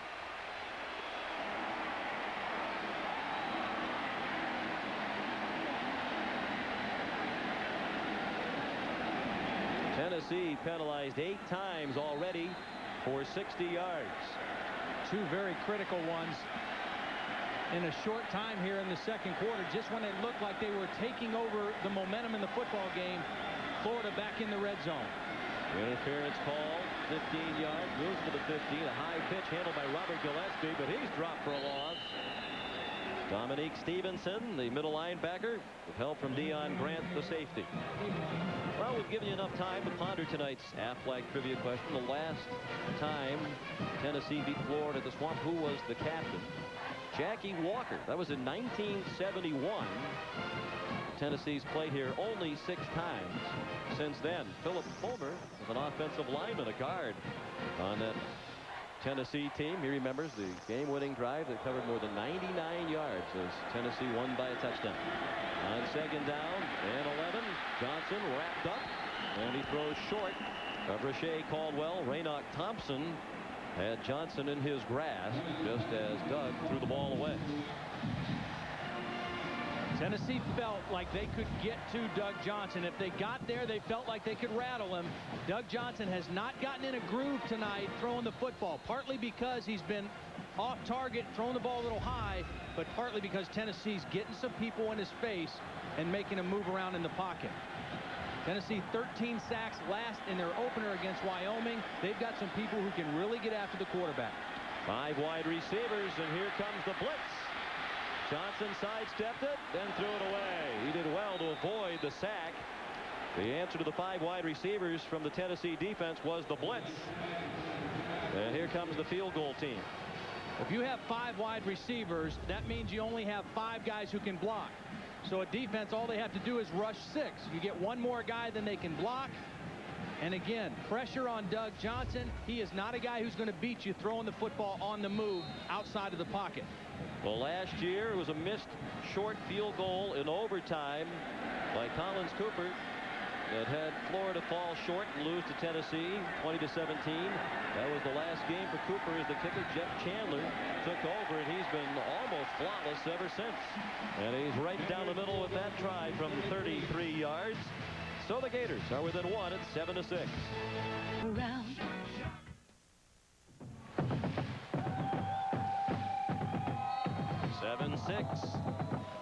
Tennessee leads by a point. Low scoring, mistake-filled first half. Still 8 minutes to go till halftime. Jeff Chandler kicks off. Line drive kick into the end zone, and Tennessee will start at the 20. Monday on CBS. Take a regular guy whose life is filled with women and let the games begin. Alfred Molina stars with Sharon Lawrence in the series premiere of Ladies Man. Right here after the King of Queens, Monday on CBS. aside from the penalties on Tennessee, this game is going exactly the way Philip Fulmer and the coaching staff wanted it for Tennessee. A low-scoring game. They can stay with their game plan, running the football. Even though Florida's defense is playing much better tonight than they've shown in the first 2 games, this is Tennessee's kind of football game right now. Jamal Lewis lined up in the eye, follows Philip Crosby, but never gets out of the backfield. Andra Davis, the middle linebacker, put the big pop on Lewis, and not much on offense in the first half for Tennessee. They used the short field after the turnover for the touchdown. Very efficient on that drive. Randy Sanders felt like this game could be very similar to the Fiesta Bowl, where you just have to be patient, stick with what you're doing, run the football, set up the play action, hope to beat them in the 4th quarter. Tennessee Volunteers say they're still playing for respect. People said the national championship was lucky last year. They're still not ranked #1, even with much of their team back. They're #2 in the polls behind the Florida State team they beat for the championship. Cedric Wilson, a nice gainer out to the 32, where Alex Brown made the stop. But they think, as Alex Brown said, you beat us here, you'll get your respect. That might be what it takes. And I think if Tennessee wins tonight, Todd, already back-to-back SEC championships, the national championship, you would have to say they clearly are the team to shoot for in the SEC. There's a new sheriff in town if that happens, no question. And Florida becomes the team chasing Tennessee, not just on the field, but also in recruiting. Philip Crosby, a rare carry.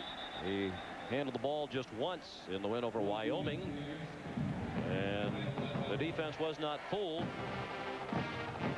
Perhaps a gain of a half yard for the senior from Bessemer City, North Carolina.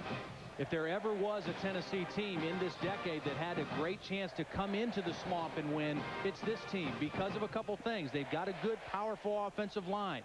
They've got Jamal Lewis. They've got a quarterback in T. Martin who has a great presence and poise. They can run the football and take a little of the enthusiasm away from this crowd. Plus, they got a very, very good defense. Probably the best defense they've had in the 90s. And in the 90s, Florida is 55-2 at home. The only losses to Florida State and Charlie Ward in 93 and to Auburn in 94. 29 wins in a row at home, 6 for the Gators. The throw high from T. Martin, looking for Eric Parker. Coverage from Benny Alexander. It'll be 3rd down and 9.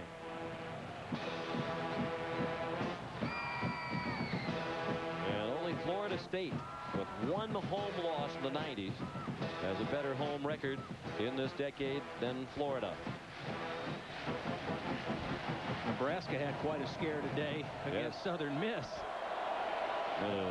Interesting day, upsets and near upsets, and Tim Brando and Spencer Tillman have it all coming up in moments. College football today's AXA halftime report. Still 6 minutes left in the half. Martin pumps and goes deep, and it is incomplete through the hands of Cedric Wilson. Just a little bit too long from Martin. And the Florida defensive coaches expect to be tested deep at least 3 times a half. Well, we saw Florida hit the hitch and go against Dwayne Goodrich. And that time, Tennessee went with the hitch and go, and they had what they wanted, just a slight overthrow by T. Martin. But that was close to being a big play for Tennessee. 6th punt already for David Leverton. And O'Shea Caldwell is back at his 28-yard line. Breeze to the back of Leverton, but he never got it up in the air. Caldwell, a short return of 3 yards after a 38-yard punt. Let's get an update on the Michigan-Syracuse game from Tim. All right, Sean, more on your alma mater. Remember, the Big Ten almost took a huge hit today in Miami. What about tonight? Can Michigan hold on? Quentin Spotwood scores off a 6-yard pass from the D. Williams in the back of the end zone. The Orangemen have taken the lead. Look out. Big East trying to make yet another statement, this time in Syracuse. Well, they really did manhandle Michigan at the Big House last year. Had a 38-7 lead over the Wolverines before they put in the deep substitutes. Doug Johnson, quick toss. Travis Taylor out to the 35. He could not escape the grasp of Goodrich, and there's another flag for a late hit. I think this is Raynoch Thompson's going to get called for the late hit. Travis Taylor fighting for extra yardage. may be a spear. It may be because he led with his head, because I don't think Taylor was down. He was not down on the ground. I think it's just for leading with his headgear. Raynoch Thompson, the leading tackler for Tennessee last year, now a senior from New Orleans. Coming up at halftime, college football today, AXA halftime report with Tim and Spencer. All the scores and highlights. They'll put their spin on how they think the season's going to shape up by year's end. Really tough to tell the way the season started with all the surprises. That's all coming up in the AXA halftime report. In 5.5 minutes of game action. Out to the 50 now, the Gators, down by a point.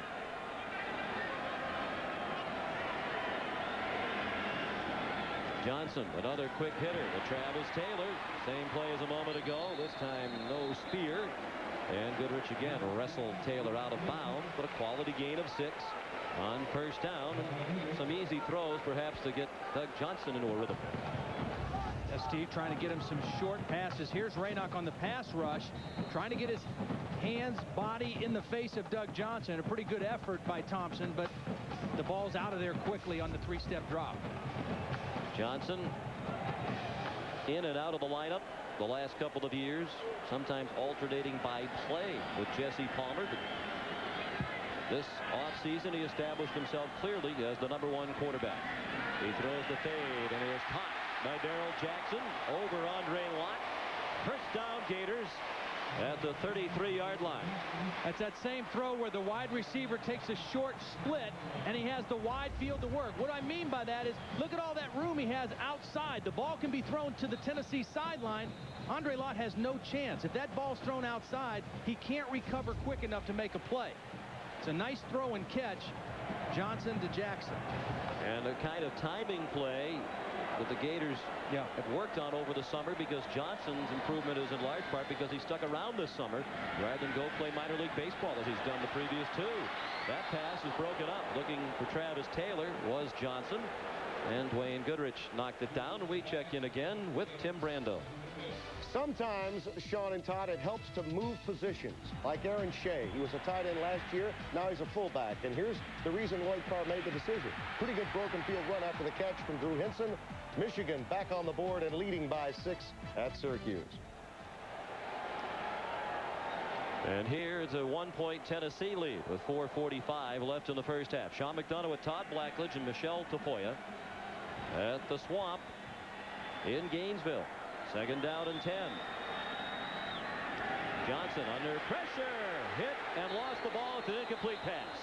His arm was moving forward when Andre Lott hit him, and it's an incomplete pass, and it'll be third down and 10. Well, this is going to be a corner blitz. This is Andre Lott. The reason you can do this in college football is because the hash marks are wider. You don't have very far to go. Doug Johnson doesn't see the corner coming. And very lucky that his arm was going forward, because he had no idea that Andre Lott was coming on the corner blitz. That's close, too. Very close.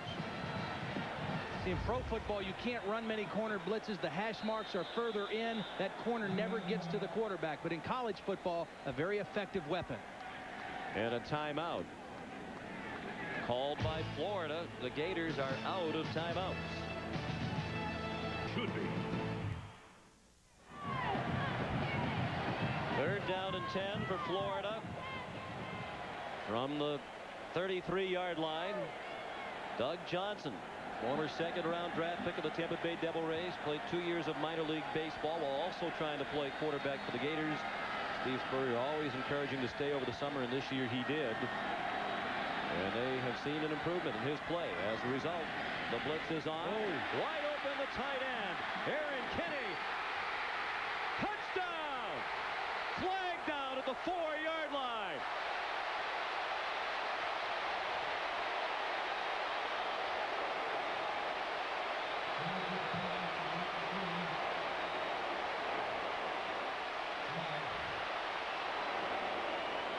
Tennessee has been getting great pressure on Doug Johnson. They've been coming with different kinds of blitzes. A perfect call by Steve Spurrier to delay the tight end and slip him the football. Nobody expecting the tight end to get the football in that set, and a great call at the right time.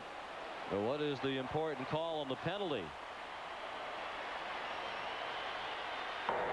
During the run, face mask on the offense. 15-yard penalty from the spot of the foul. The play did gain a first down. Wow, the flag thrown at the 4. They've moved the ball back to the 19-yard line, so it negates the touchdown for Aaron Kinney. Still a great call and a great play. Again, it was an outside blitz. Now here's Kenny. Watch, he's going to show block and then slip through. Nobody picks him up because he was hesitating like he was blocking, and nobody expected. Aaron Kenny, a great call, but the penalty backs him up and no touchdown.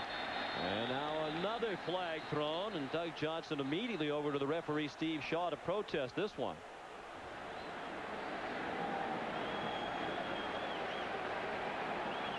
Well, this has been a very long first half because it's been penalty filled. On the offense, 5-yard penalty, first down.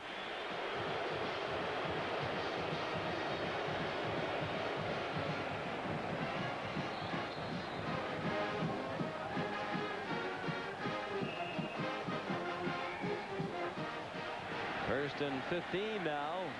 Gators thought they had the go-ahead touchdown. Now they're backed up to the 24-yard line.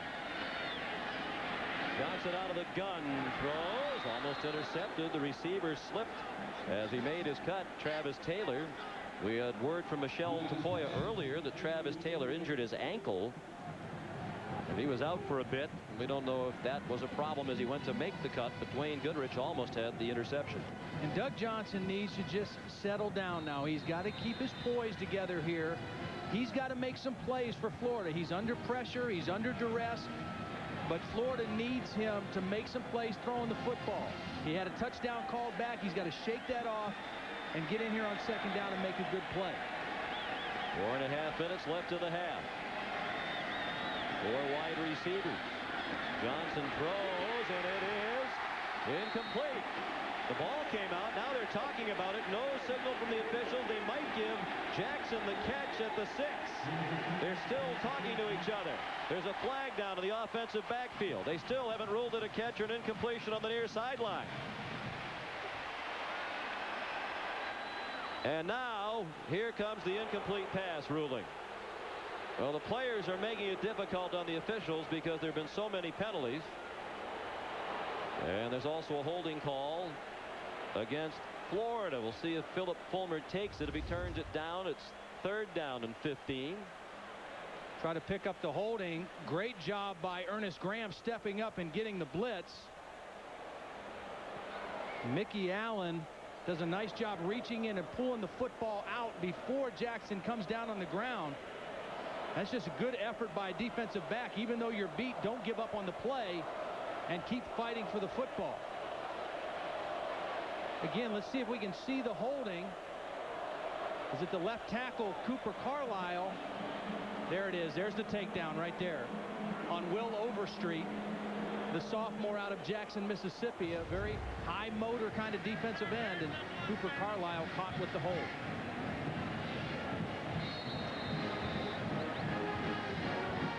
From the go-ahead touchdown, taken back by penalty, all the way back to the 34-yard line of Tennessee now. The Gators looking at 2nd down and 25. Philip Fulmer chose that instead of 3rd and 15. Certainly has taken Florida out of field goal range for the moment with the breeze in the face of the Gators. Deep drop, trying to set up a screen, it seems. Johnson lost the football on an incomplete pass. He had backpedaled all the way across midfield. Deion Grant in pursuit. Well, they were trying to set up the screen to Gillespie, but Gillespie was covered. Here he is, number 20. Watch him get just caught up in the wash here. It's a blitz, so you think maybe it's a good play, but he can't get out. He's knocked down to the ground by the defensive end, and Doug Johnson really had nowhere to go with the football. Trying to throw the screen to Gillespie. The defensive end knocked him down. Deion Grant wishes he went somewhere else with the football. 3rd down and 25. Gillespie the lone back. 4 wide receivers.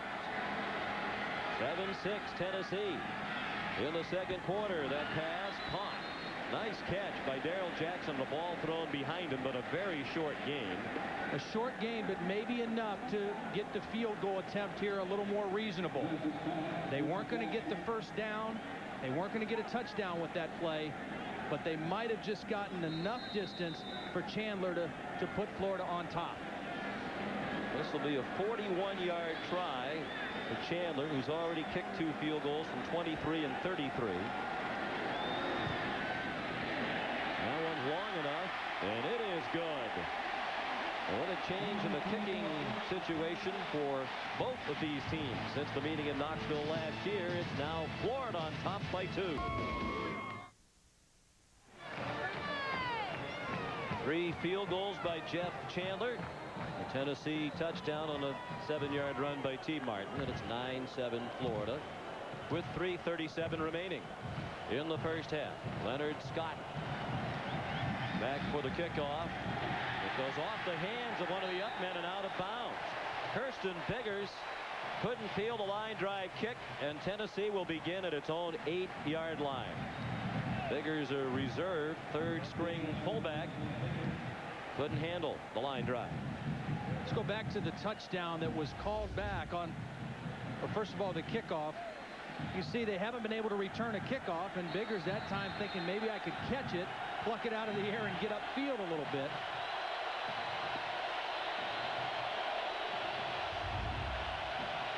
We're going to go back and take a look at the Florida touchdown that was called back in just a moment. Travis Henry, the tailback. Flags down. Boy. This is not a recording. And the play blown dead. Gators saying they have the ball, but I think the officials had stopped the play. Henry was stopped by Keith Kelsey.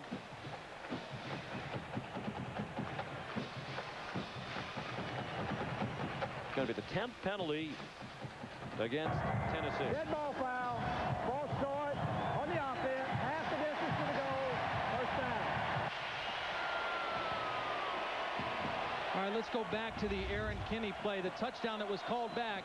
Kind of an unusual penalty to get face mask on the offense, but that's what the call was on Alex Willis, the junior receiver out of Jacksonville, trying to get a block on Dwayne Goodrich.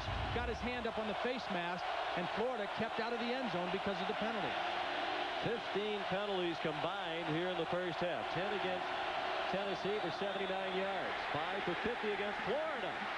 And that ball barely did advance back out of the end zone. Derek Chambers made the play with Alex Brown, and the ball will be spotted at the 1-yard line. Alex Brown is getting such a quick jump off the football, and the noise is helping him because the offensive tackle can't get out of his stance quick enough. But Alex Brown is just getting off like a sprinter, and T. Martin nowhere to go on that play. Did a smart thing of getting out of the end zone and falling forward. Now a tight formation, just trying to get some breathing room. Martin, the keeper. Gerard Warren went diving over the top of the pile, trying to stuff Martin. He pushed it ahead for a yard, perhaps a yard and a half. But it's going to be 3rd down and long. They need to get across the 18-yard line to pick up a first down for Coach Fulmer. One of the things Florida may be gearing up for here as we get down to almost 2 minutes to set up a kick block situation. John Hoke, not only the defensive coordinator, but also worked with the punt block teams at Missouri. They've blocked 2 kicks already in the first 2 games. Travis Henry stumbled, but still managed to stay on his feet and take the handoff and push the ball out to the 5-yard line, where Teddy Sims was credited with the tackle. No timeouts for Florida. The Gator down. There is an injured Gator, Buck Gurley. The nose tackle, number 99, junior from Tallahassee. They don't have a lot of depth on this young and inexperienced defense. 10 new starters this year, including the entire front 7. Front 4 last year. You'll remember the brilliant tackles, Ed Chester and Reggie McGrew, the ends, Willie Coens and Tim Beauchamp. They had 106 starts combined in their careers. 3 Florida starting linebackers last year. Mike Peterson, Johnny Rutledge, Javon Curse, all drafted in the first 51 picks in the last NFL draft. See Buck Gurley in there, just got his leg tangled up in there.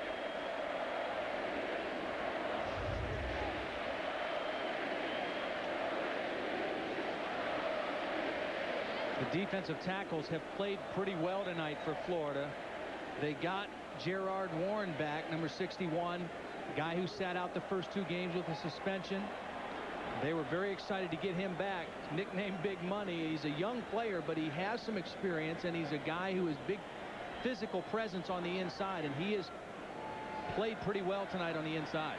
And perhaps just as importantly, he's a vocal presence, and John Hoke said he was shocked at how emotionless and quiet his young defense was in the first 2 games of the season. Bob Stoops, his predecessor, the former defensive coordinator here at Florida, went on to be the head coach at Oklahoma, told Hoke that's pretty typical of this Florida defense. But Hoke was still surprised by just how quiet this group was in those first 2 games. Yeah, he was really happy to get Warren back for his attitude, for his toughness, as well as Anthony Mitchell, 2 guys that didn't play in the first 2 games that bring a little attitude to this Gator defense. And they played with attitude tonight, especially Alex Brown. Leverton just about the normal 15 yards of drop, and kicking with the breeze at his back. And Rashae Caldwell standing at the Tennessee 45, ready for the punt. Clock is running, and the ball's wise to let it run down as far as they can to leave the Gators with little time as possible. Florida without a timeout left. Setting up the return. High kick, but short. Caldwell at the 40. The 35. Delivers a stiff arm and goes out at the 31-yard line. A 35-yard punt and a 9-yard return. Sunday on 60 Minutes. Do you think today's public schools can't educate children the way they did when you went to school? Watch the premiere of another season of 60 Minutes Sunday. Outstanding field position for Florida. At the 31 of Tennessee, 1 minute and 21 left, so the lack of timeouts really shouldn't be a factor. With this much time left and the short field with which to work. Doug Johnson out of the shotgun. Pump fake. Zips it to the sideline. Caught. Alex Willis. Tackled by Andre Locke near the 10-yard line. The junior from Jacksonville with his 5th catch of the year. Great job on the underthrow by Doug Johnson. Sometimes it's a great thing to do to, on purpose, underthrow the ball. The defender is running for his life, trying to find the football, has no idea the ball is thrown short, and Alex Willis does a nice job stopping and making the catch. Good play, good timing, Johnson to Willis. Willis, a former walk-on who earned a scholarship this season as a junior. There's his first catch tonight. Out of the gun, Johnson guns it to the end zone for a touchdown to Darrell Jackson.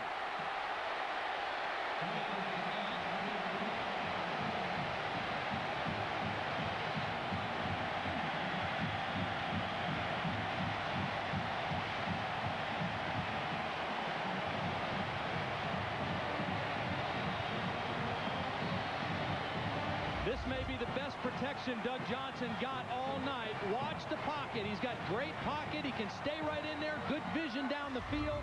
And a perfect throw to Darrell Jackson on the post. And Chandler's extra point is good.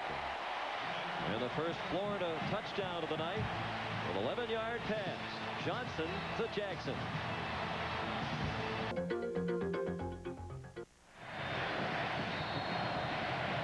Florida now leads 16-7, 51 seconds left in the first half.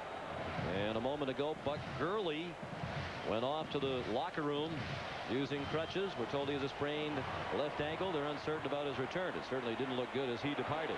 Chandler's kickoff. Brought back by Leonard Scott. He gets outside.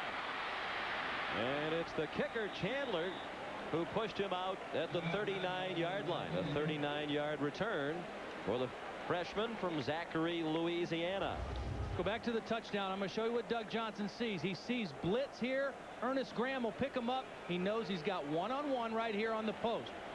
Watch Johnson. His eyes are right there. He sees the blitz. His back picks him up, and it's a nice throw. Single coverage to Jackson. Good vision down the field, and one of the nicest balls he's thrown all night. Darrell Jackson has his 3rd touchdown catch of the season. Martin throws it quickly. Cedric Wilson wise to get out of bounds. Another flag thrown. Boy, oh boy. Wilson did get out of bounds at the 44-yard line to stop the clock. Tennessee does not have a timeout with which to work.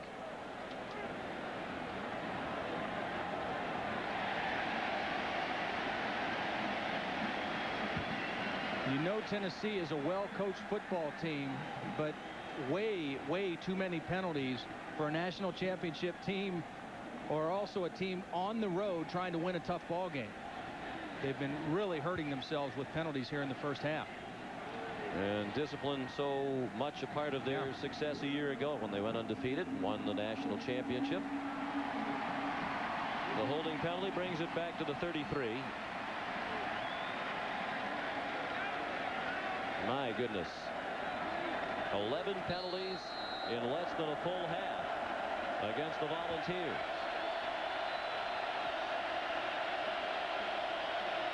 See how they play it now from the 33 without a timeout. Martin looking deep down the field, looking for Cedric Wilson. That pass is too long. Robert Cromartie had the coverage. Coming up at halftime. College football today, AXA halftime report. Tim and Spencer with the scores and highlights and lots of opinions. Never lacking for opinions when those two gentlemen are on the scene, and that's a good thing in their job. No, it's just a matter of who can get the most in. I'm betting on Tim. I don't know. Spencer looks like he can hold his own pretty well. He's doing a good job. Well, the rushing advantage, not a key factor in this first half. Here goes Lewis weaving through traffic. They'll pick up the first down at the 50 to stop the clock for a moment with 20 seconds left in the half. Lester Norwood made the stop after a pickup of 17. I say try to throw the ball downfield here. You've got no timeouts. You've got no other way to stop the clock. Take a couple shots. You've got young secondary people. For Florida, they've played well in the first half, but make them make a play here at the end of the half. All the penalties. Each team used all of its timeouts, so it's been a first half that has taken nearly 2 hours to play, with Florida leading by 9 and 17 seconds left after the spike.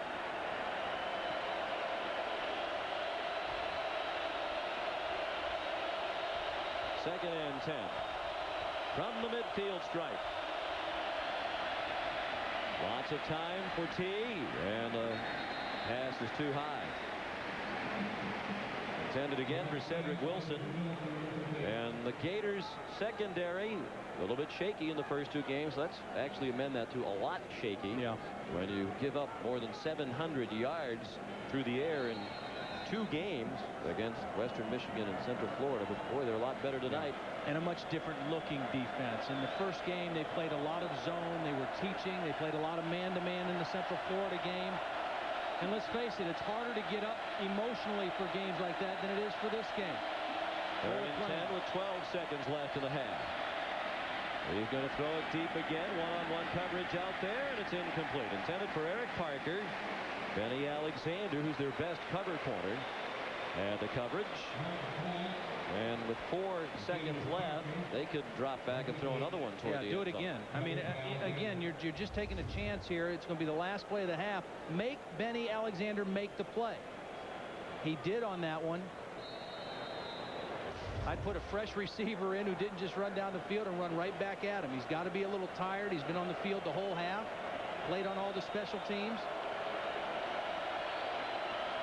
Alexander's a sophomore from Rayford, Florida, cousin of former Gator standout wide receiver Riddell Anthony.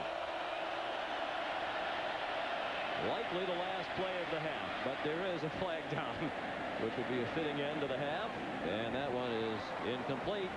Todd Johnson had the coverage. They're heading to the dressing rooms, but there is a flag back in the offensive backfield. It appears to be against Tennessee.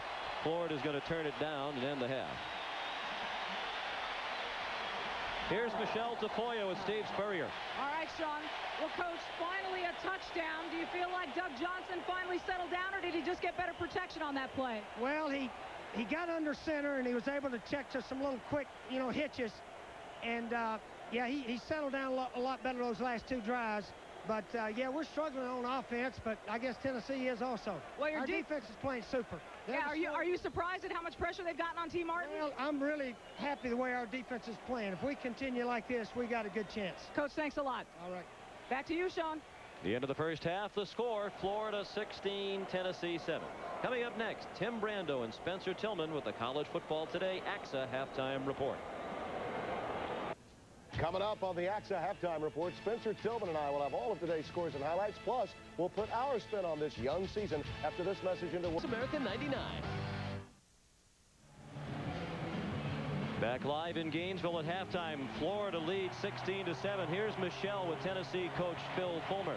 All right, Sean. Well, Coach, Florida's defense has really put the hurts on T. Martin. How is he, and how will your offensive game plan be affected in the second half by that? T's okay. We've got to protect him a little bit better, obviously, move him a little bit. First 5 minutes of this half is going to be really important to our football team. We've got to take back control. We've been on the field almost 20 minutes offensively. We just haven't been able to produce points. Coach, good luck the rest of the way. Back to you, Sean.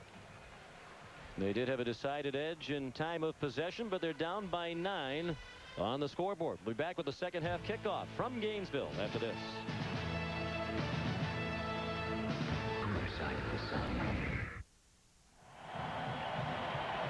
We're back in Gainesville and ready for the start of the second half. Florida in possession of a 9-point lead. The Gators will be first in possession of the football as Tennessee's Robert Loudermilk will kick off to Bo Carroll and Rashae Caldwell.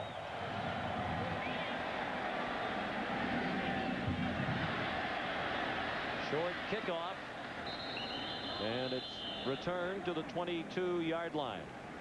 And that's where Florida will begin first and 10. Sean McDonough with Todd Blackledge. Todd, an awful lot happened in that first half, but perhaps one key that was overlooked, special teams play and the importance thereof. Yeah, and Florida had the edge. We thought coming in they might have the edge with their kicker, Jeff Chandler. He was 3 for 3 on field goals. One of those field goals set up by a 50-yard kickoff return by Bo Carroll, and also the misplayed kickoff by Kirsten Biggers of Tennessee set up the good field position for the touchdown for Florida. Doug Johnson. Deep handoff to Ernest Graham, and he slides out to the 29-yard line. Let's check in with Michelle. Well, Sean, moments ago, Phil Fulmer told me that T. Martin was just fine, thank you very much, but we have since learned that T. Martin received IV treatments during halftime. He's quite dehydrated and very cramped. He's still in the locker room, putting his uniform back on. They do expect him to try to come out and play in the second half. We'll keep you posted. Well, he is going to be tired and sore because the Florida defense in that first half, they knocked T. Martin around the field. Graham again breaks into the secondary. Across midfield and down to the Tennessee 41. Deion Grant saved the touchdown. Well, Florida rushed for only 8 yards in the first half, but they want to get the ground game going in the first minute of the second half. Steve Spurrier making some adjustments in the locker room at halftime. Good job. Look at the seal off here, seal off on the backside, and that's all that Ernest Graham needs, a little crease. Good block on the middle linebacker. Corey Yarbrough, the center, with the good block on Dominique Stevenson, and that's what sprung Ernest Graham as Darwin Walker coming off the field, and Tennessee can ill afford to lose him, one of the real leaders on this defense, probably the best player on that defensive front from his defensive tackle position. He's a senior from Walterboro, South Carolina. Had 10 of his relatives with him on campus in Knoxville earlier this week as the Hurricane moved moved towards South Carolina. That pass moved towards Wayne Goodrich, but he couldn't intercept it. And here's T. Martin late out of the locker room after getting the treatment Michelle Tafoya spoke of a moment ago. Well, the IV, potentially he was cramping up at halftime. Wanted to get some fluids back in him quickly. They're going to need him throughout the whole second half. They cannot afford to lose T. Martin. And we've seen his toughness. I mean, his ability to come back after the hits he's taken from players and cameras in the first half. He's back. 2nd and 10. Johnson threw for 244 yards and a touchdown in the first half. Short drop, slings it to his right, juggled and incomplete. Alex Willis couldn't come up with it. Dominique Stevenson was in coverage. And we'll take a look at the first half stats. The team that has had the edge in rushing has won every game between these two in the 90s, but it was Tennessee with a big edge in the first half, but still a 9-point deficit. And the penalties caused major angst on each side. We talked about rushing and turnovers. Florida losing both battles right now and winning the football game. 4 wide receivers. Ernest Graham, the lone back. He stayed in the block. The pass caught by Willis. First down and more. Alex Willis powers his way inside the 20. 23 yards on the pass play to Willis. Nice job by Doug Johnson getting rid of it against the blitz, and then Willis just using his body to kind of shield Goodrich on the quick slant.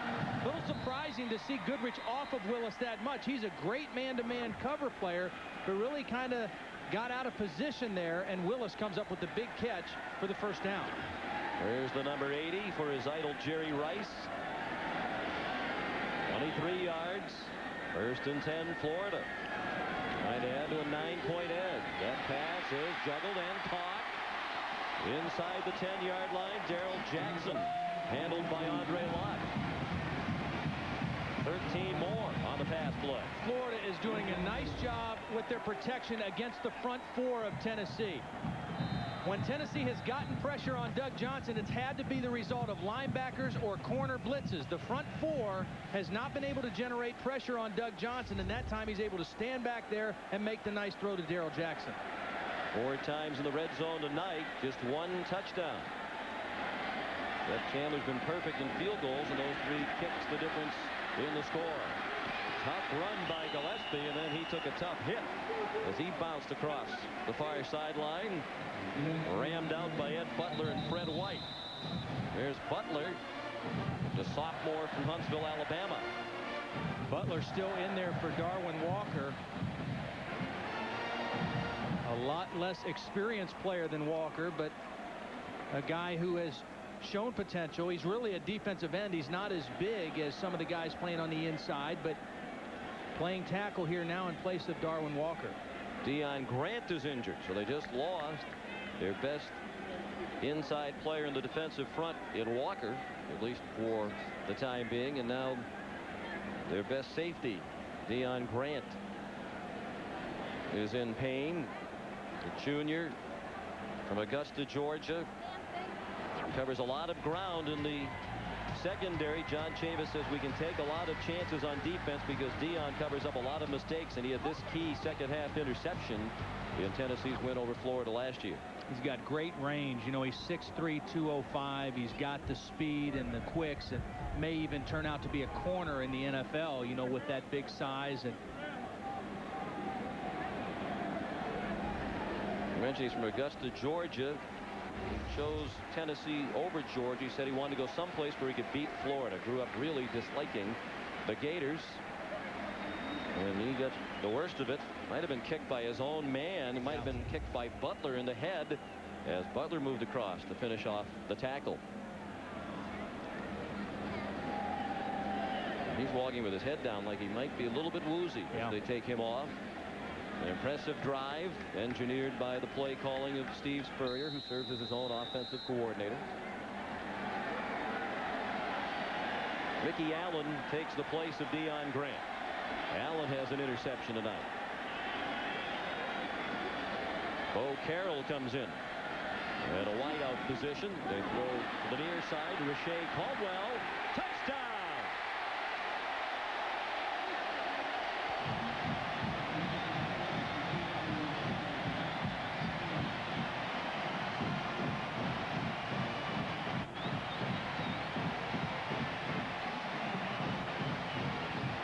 Rashay Caldwell has got great feet. He's going to be a big timer. He's the guy who's going to get the touchdown. But watch the blocks by Willis, but a better block by Darrell Jackson. Actually picked off 2 Tennessee defenders and gave the free corner to Rashay Caldwell.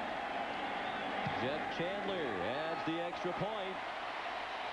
And the Gators open up a 16-point lead. Doug Johnson led an impressive drive to begin the second half. 7 plays, 78 yards, and a touchdown. The Home Depot College Football on CBS is sponsored by Mitsubishi Motors, Mountain Grown Folgers, Pizza Hut, and by Sun America. Well, Florida cranked up the running game on the touchdown drive to begin the second half. 3 carries, 38 yards rushing, a part of that 78-yard drive. And now Jeff Chandler ready to kick off. 4-yard touchdown reception by Rashay Caldwell. Chandler, strong line drive kick. Leonard Scott takes a knee in the back of the end zone. Let's go back to this touchdown. We said Darrell Jackson got a great block. Here's Caldwell. He'll get the touchdown. But watch Darrell Jackson. He's going to actually block 3 Tennessee defenders on this play. He fakes like he's running the fade. Now watch as he peels back. He gets his man and 2 other guys and allows Rashay Caldwell to walk into the end zone. That's great amazing call. And well executed by the 3 wide receivers in that formation. Well, the Gators like to go bowling on Thursday nights as a team bonding thing, and Jackson got 3 pins with that attempt. It's Lewis on the run, and now the dilemma for Randy Sanders, still relatively new as the offensive coordinator. Tennessee primarily a running team. They run to set up the play action pass. Can they stick with that attack? There is still a long way to go. Yeah, I think they can still at this point. There's 11 minutes and 30 seconds left in the third quarter. They're only down 16. Their best thing is to run, and T. Martin just is going to have to hit some passes off the play action. And here is play action on 2nd and 8. Good for a first down. Wilson trying to spin away, but he was upended by Benny Alexander. NFL doubleheader action tomorrow at 1 o'clock. 6 games here on CBS Sports, and the late games are Denver and Kansas City and Cleveland and Tennessee. It all begins with the NFL Today, presented by Southwest Airlines. Tomorrow right here. Tim Couch gets his first start in the NFL tomorrow. Be interesting to see the Indianapolis Colts after their convincing win over Buffalo. They look to be much improved. They'll have a tough task in New England. T. Martin zips it long over the head of Eric Parker, with Benny Alexander running stride for stride. Well, the defensive coordinator John Hoke told us yesterday they like to test us deep about 3 times a half, and first and 10 is usually their down and distance throw it deep down the field. So he wasn't at all surprised by that long throw. John Hoke, 42 years old, the latest defensive coordinator. There have been a number of them under Steve Spurrier. Bob Stoops very successful, and that led to his taking the head coaching job at Oklahoma. Martin throws it out to the near side. Leonard Scott very close to a first down. And it appears that he has it across the 42-yard line. In 10 years under Steve Spurrier, here's the list of defensive coordinators. Hope comes from Missouri, where he was the secondary coach under Larry Smith. When Bob Stoops left, he recommended his friend John Hope for the job, and Hope plays a very similar style of defense. Yeah, very similar. When he was at Missouri, and Bobby Stoops and Mike Stoops were both at Kansas State, he basically copied that same defensive system. They used to talk every Monday during the season, so similar style. Looked like movement by the right end of the offensive line. I think Josh Tucker came up early, and the players didn't hear the whistles. Gerard Warren, very feisty as he gets pulled off Spencer Riley. And that's the kind of thing. I mean, there's no penalty here, nothing, no harm, no foul. But that's the kind of attitude that John Hoke felt was missing on this team. You know, it's okay to have a lot of nice guys and really coachable guys. And false start on the offense. 5-yard penalty, repeat the down. But all good defenses also have a couple mean guys. And Gerard Warren is a mean guy. This is him right here working on Spencer Riley. Getting a good push. Now Riley knows that the play's over, but he doesn't want him hitting his quarterback. See, Martin looked like he was ready to fend for himself. Well, 5 times in their history, the Volunteers been penalized 13 times. They're going to shatter the school record tonight unless they clean up their act in a hurry. 1st and 15, a blitz. Well picked up. And the pass, very close to a first down. Parker did a little dancing. Had he just gone straight ahead, he might have picked it up. He still might have it, and we'll find out after we check in with Tim.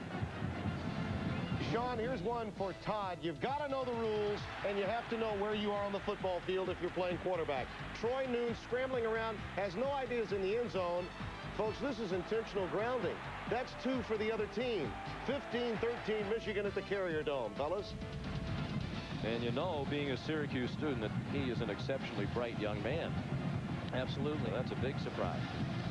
They're going to measure for the first down. And Parker did pick it up. Again, a very important drive for Philip Fulmer's team right now. They are not in panic mode. They don't have to be. They don't have to abandon the run. They can still use Jamal Lewis. But they've got to stop killing themselves with penalties, and they've got to move the football and get some points on the board here. They're still well within striking distance. Their only touchdown came on a 32-yard drive. They used a short field. Here's Gerard Warren again. John Hoke says he's never seen anyone with the quickness of Warren, who plays inside on the defensive line. And John played the NFL. He's coached for a long time in college. Warren, a great athlete. He can dunk a basketball with 2 hands. The Florida players say he's the kind of guy in intramurals who will get a rebound at the defensive end, weave his way, dribbling all the way up the court. And even though he can dunk, he likes to pull up and shoot the 3. 2nd and 11. Warren 6'4", 300 pounds. Brown has Martin again. Alex Brown. 4 sacks now.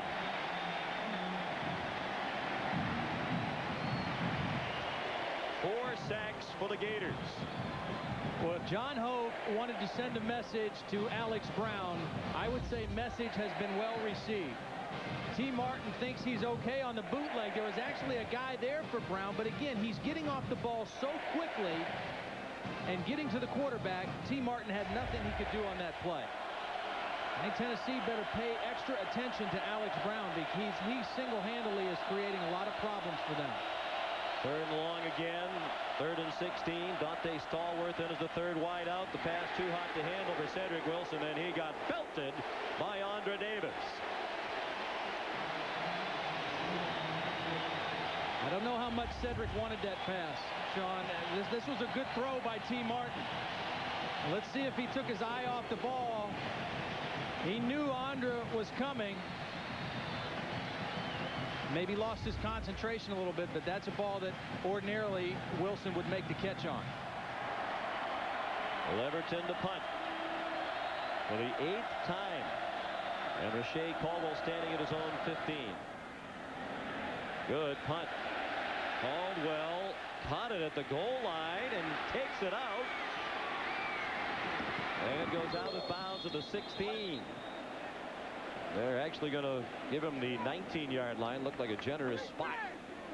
54-yard punt and a 19-yard return by Rashay Caldwell, the redshirt freshman from Tampa, who went on quite an adventure. Well, all I can say, it's a good thing that he's fast, because if he couldn't have got this out of the end zone, Steve Spurrier would have had an earful.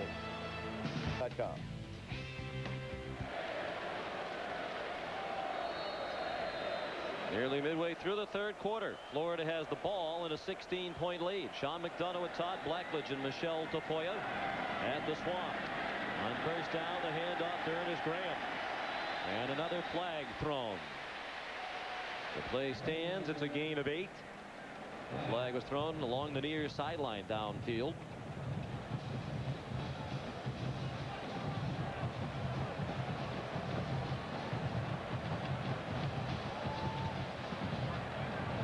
Holding the call against Spurrier's charges.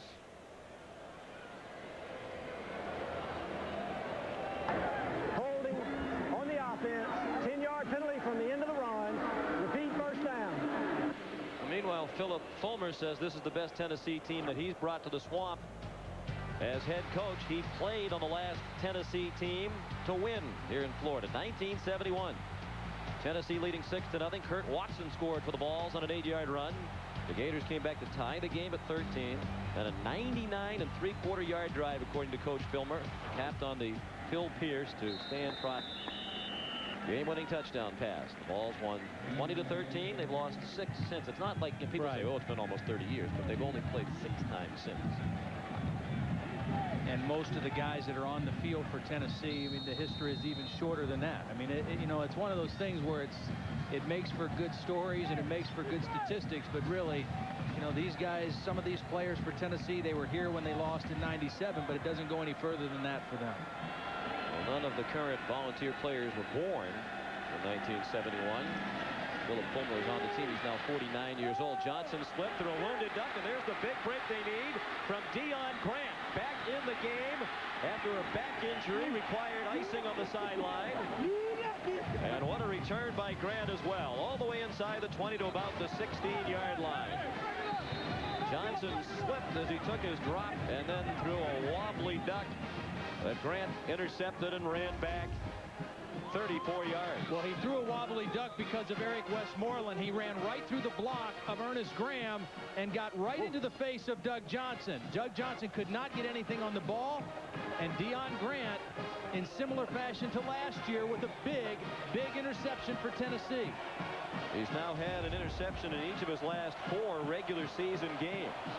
Had one in the opener this year against Wyoming, has another tonight. Well, Tennessee has the rushing edge, and Florida's committed more turnovers. Usually that's the formula for a Tennessee victory, the way this rivalry has gone. But Florida leads by 16. From the 15-yard line, the throwback screen. Cedric Wilson inside the 5. Down to the 2-yard line, where Lester Norwood prevented the touchdown. Well executed little quick screen to Cedric Wilson. Watch the timing. T. Martin gets rid of the football. Look at those 3 linemen out in front. And Wilson did a nice job of letting the linemen set up their blocks, hesitating a little bit, and then getting up the field. Very well executed play. Steve Spurrier knows it. 6 catches for Cedric Wilson for 54 yards. First and goal. Jamal Lewis into the air, took off a long way from the goal line, and Keith Kelsey hit him while he was airborne. And surprise, surprise, a flag on the play. I would guess this is offsides Florida, maybe lining up in the neutral zone. Take a look at Jamal Lewis trying to get over the top, met by Keith Kelsey. Lewis has rushed for 76 yards tonight. Half the distance to the goal. Repeat first down. And you were right about the penalty. They'll move the ball inside the 1.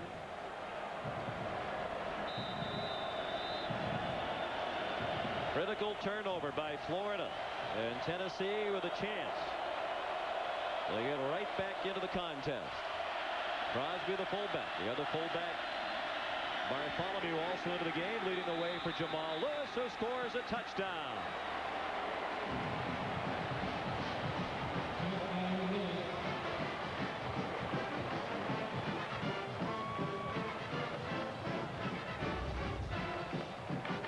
Just got to get the football over. Watch Jamal Lewis. The good springs. No penetration by Florida. That allowed him to get up and airborne.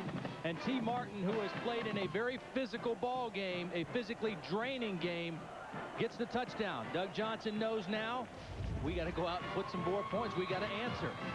And Robert Loudermilk added the extra point. Interesting they didn't go for 2 there. They could have been within 8. Here's CBS Sunday.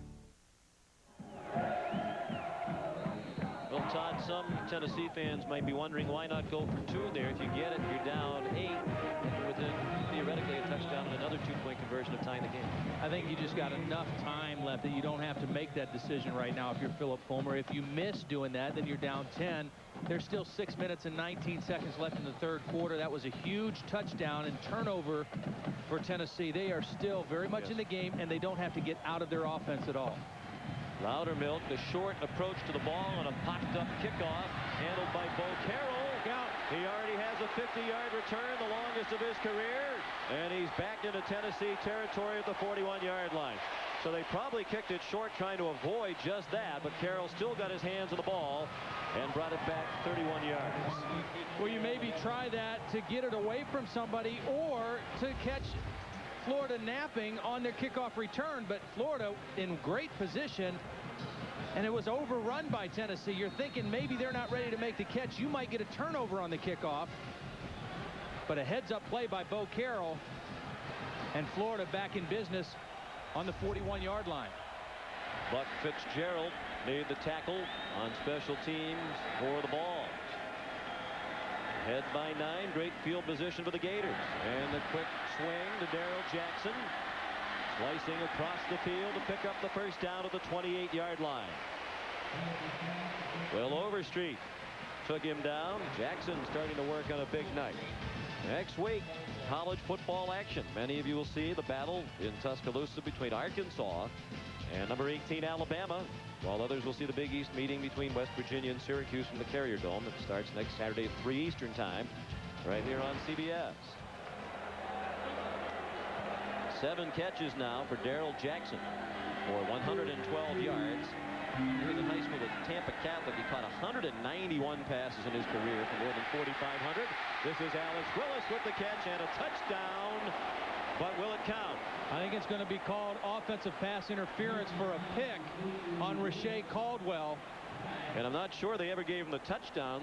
The officials haven't always been clear with the signal tonight. It looked like he knocked the pylon over. You're right. Offensive pass interference. I mean, you're not going to see a guy run this wide open against Tennessee. It's man-to-man coverage. Watch Rashay Caldwell come in and pick the inside defender. He's a young receiver. I mean, everybody does that, but you just have to really kind of be a little bit more discreet and just continue to run your pattern. There it is right there, and the wide open down the field. Good call by the officials. You know, everybody runs pick plays. You see them more down by the goal line, but you just have to continue to run through that defender like you're running a pass route. You can't show it like you're blocking. The defensive people call it pick plays. Offensive guys call them just little rub plays. Yes. Doesn't sound so bad. 7 penalties against Florida. Tennessee's been flagged 12 times. Oh, Caldwell never saw that pass coming. The Gator fans thought he was being interfered with by Dwayne Goodrich. And the sideline agreed. Doug Johnson down the field to argue with the officials along the sideline. Well, what the official on the sideline was signaling was this was an uncatchable pass. That's why there was no penalty. There is contact. Caldwell does get behind Goodrich on the pump fake, but the ball is thrown out of bounds. And the official says you can't call a penalty because it was uncatchable.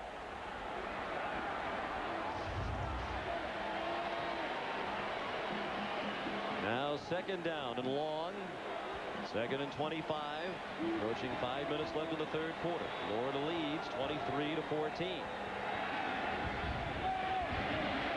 Graham runs past a blitz. Loses his helmet. Held onto the football as he was knocked down by Derek Edmonds at the 33-yard line.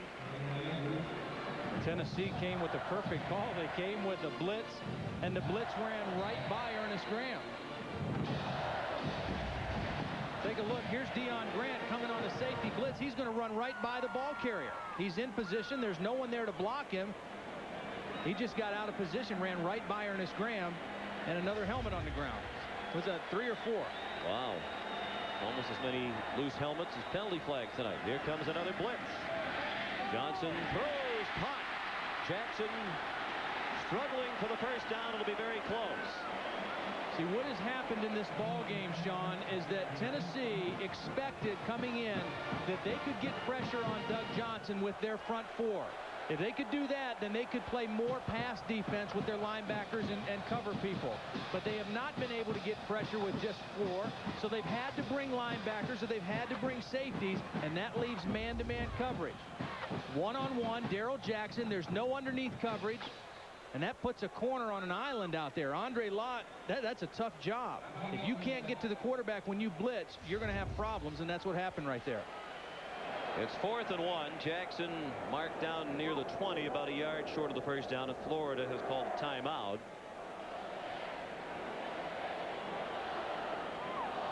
A much more dependable field goal kicker these days, but Steve likes the touchdowns, and he also likes the work in the classroom of our Rigid Tools scholar athlete, Cooper Carlisle. Rigid Tools' commitment to the investment of our future is shown today by donating $1,000 to the University of Florida's General Scholarship Fund. We were talking about Florida in the red zone and how Steve Spurrier likes to go for touchdowns. I really think that that's why over the years, and there's a little blip in the screen last year, but why over the years they've been so good in the red zone scoring touchdowns is because Steve attacks the end zone. A lot of coaches are very aggressive in their play calling going up between the 20s, but when they get in the red zone, they get conservative. They don't want to turn it over. They don't want to give up points. Steve Spurrier doesn't think that way. I mean, he'll settle for a field goal begrudgingly, but he attacks the end zone with the football, throwing the football, and that's why they've scored so many touchdowns in this decade. And the play clock is running with the Gators still on the sideline. They might run straight over the ball and run the play. 4:01 left in the third. Florida by 9. 4th and 1.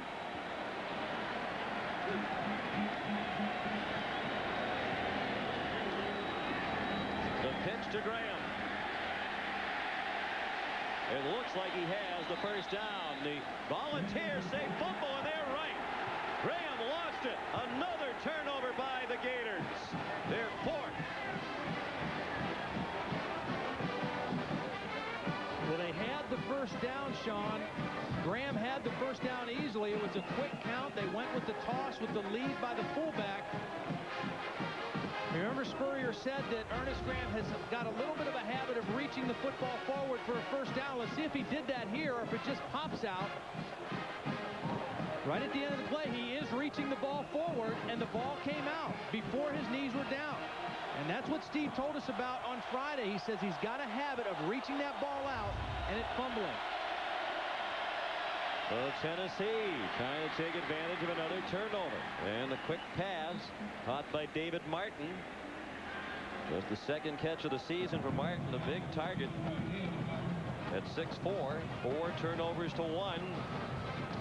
And Tennessee has capitalized on a couple of those turnovers for 14 points. All 14 of their points directly after turnovers. Andre Lott with the recovery of the Graham fumble. Martin picked up 7 with the reception. They think he's about to emerge into a big-time receiver. Brown's a big-time end tonight. 5 sacks for Florida, 3 for Alex Brown. They moved Alex Brown to the other side that time. He's been working against the left tackle, Chad Clifton. This time he comes on Josh Tucker.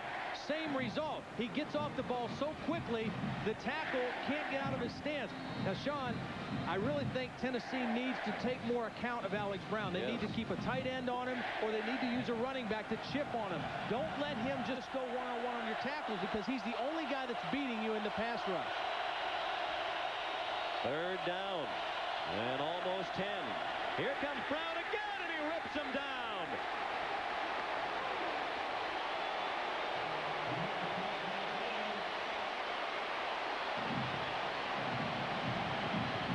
That was reminiscent of 2 years ago when Peyton Manning couldn't complete his drop because they couldn't block the Florida front. Did you see how quickly he was out of his stance and into the play before the lineman even got in position? And that's a good lineman. That's Cozy Coleman.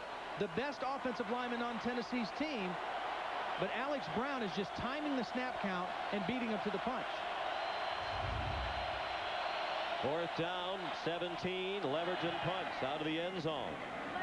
They can't capitalize on that fumble. And the punt is muffed by Caldwell, who got it back. He called for a fair catch, but muffed the punt and fell on it at his own 48-yard line.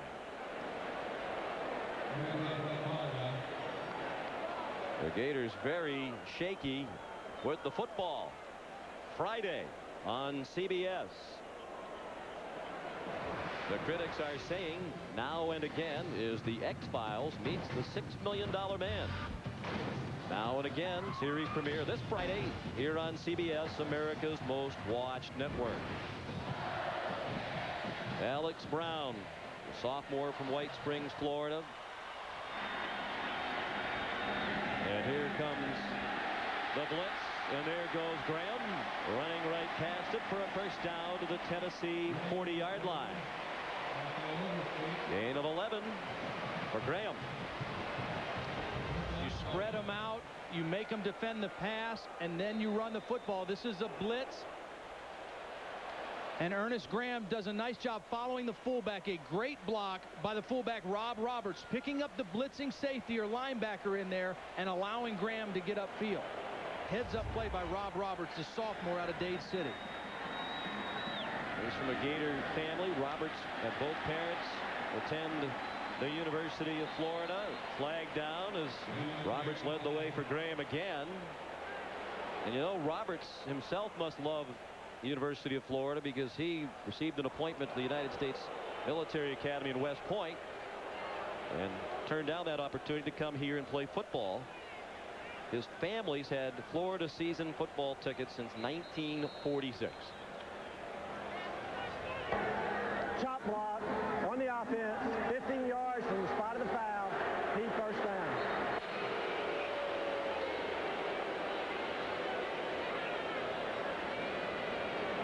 He's worked up a healthy sweat there on the sideline tonight. Well, that's a costly penalty for his offense because they had some momentum going with the running game there. They caught Tennessee in a couple blitzes, but the chop block really sets them back on their side of the 50 now.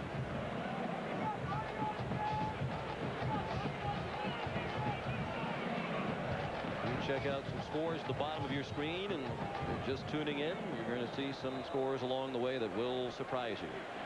We've already seen a couple. Good bounce back win for Georgia Tech. 1 minute left, third quarter. First and 25 for the Gators, back in their own territory. The man is open, but Taylor had the ball sail over his head. Check that, Brian Hoggebrook, the intended receiver, but Hoggebrook couldn't run quite fast enough to get under that one. One thing that I really like when I go and watch Florida practice, and I have never seen any other team in the country spend so much time and attention to detail as Steve Spurrier does with quarterbacks and receivers, just throwing one-on-one routes, just throwing against air, no defenders, just timing everything up. You know, if that route's supposed to be 14 yards, you better not go 15, you better not go 13. Everything is precise, and the timing, it's really fun to watch them just play catch on a Thursday afternoon. 4 wide receivers, none of them Travis Taylor, apparently still bothered by that ankle injury. So it's Alex Willis on the receiving end. Willis went to the same high school as Travis Taylor in Jacksonville, Ribault High School. When Willis was a senior, he played ahead of Travis Taylor, who was a junior. Alex said they had 4 talented seniors who all played wide receivers, so Taylor was a DB. Travis did move to wideout until the next year when Willis and the others departed. Willis was not highly recruited, walked on here. Taylor was after just 1 year playing wide receiver.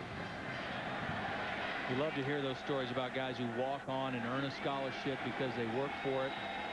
Alex Willis has done that here at Florida. Michelle Tafoya tells us that Travis Taylor will not return. But Willis is doing a great job filling the void created by the absence of his high school teammate. That's a first down. So they convert when they were facing 1st and 25 a moment ago. This is a gain of 20. Watch the protection. Watch Graham pick up the most dangerous blitzer. There's a guy free, but he's coming from the furthest distance away. That allows Doug Johnson to get the football to Willis. Again, Tennessee can't get pressure just with their front four. They have to blitz, and that makes them vulnerable in the secondary. The end of the 3rd quarter, the score, Florida 23 and Tennessee 14. We'll return to Ben Hill Griffin Stadium right after this message and a word from your local station. Camp on the next morning. Florida has a 9-point lead as the 4th quarter begins, and they have it 1st and 10 at the Tennessee 27-yard line. Doug Johnson hands off to Ernest Graham, and he stumbles in the backfield.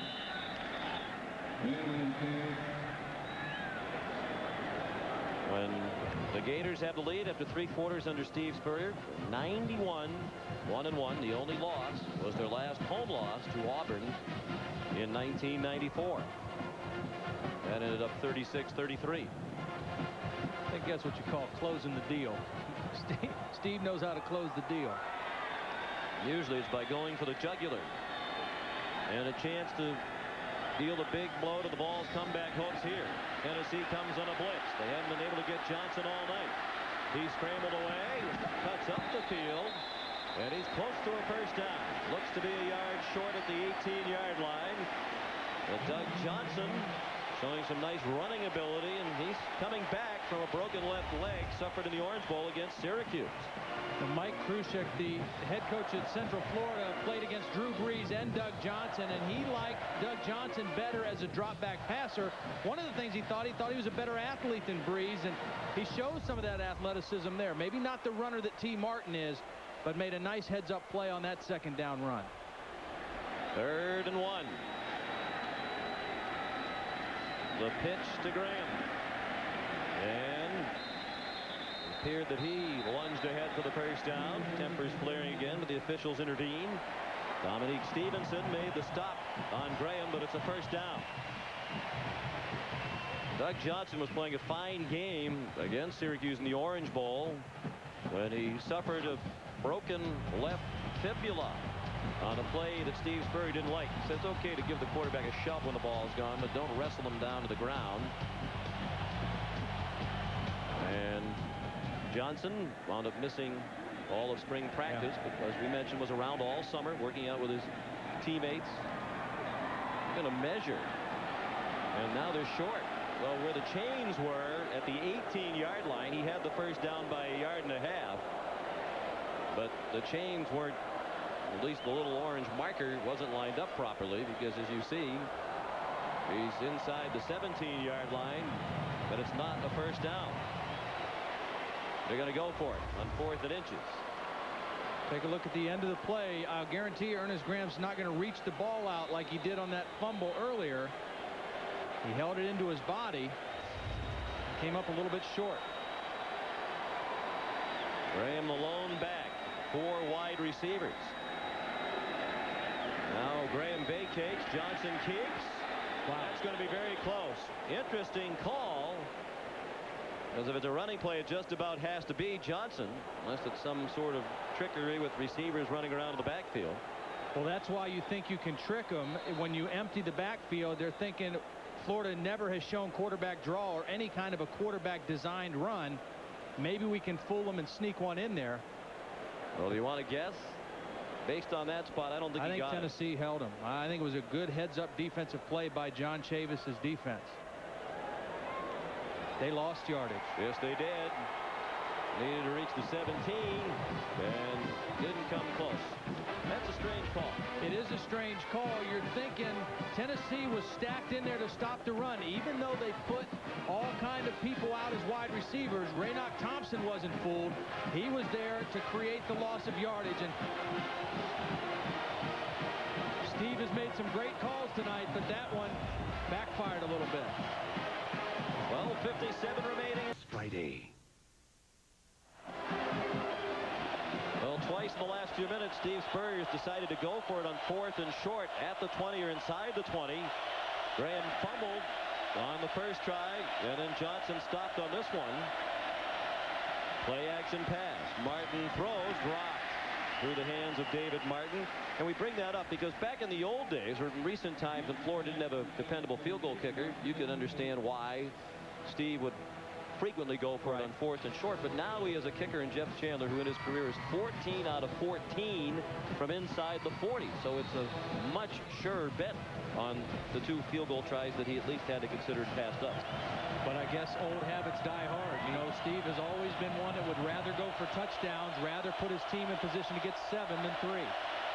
B. Martin 12 out of 29, and that pitch was caught on a terrific play by Lewis. It was high and away from Lewis, and he snared it with the right hand, but he still slipped down right near the line of scrimmage. Tennessee is very lucky here. Alex Brown almost created a turnover again. He's off the ball so quickly that Jamal Lewis had to cut that play back inside, and he almost wasn't able to get the pitch off clean. Alex Brown again took off so quickly it disrupted the running play. Lined up across from Josh Tucker, was a senior, the first-year starter. Tucker's a very intelligent player, but not as athletic as some of their other offensive linemen. The pass too high. Looking for Dante Stallworth, the redshirt freshman. Robert Cromartie had coverage, and that's a terrible possession for Tennessee. In the 4th quarter, down by 9.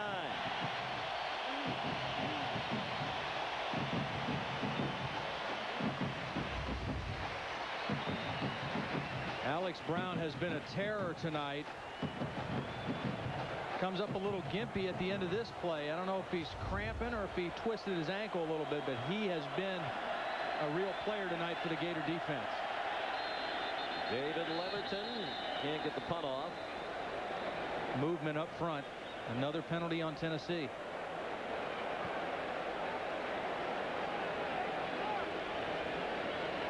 And that ties the school record for penalties in a game. This the 13th, the 6th time in Tennessee history that's happened.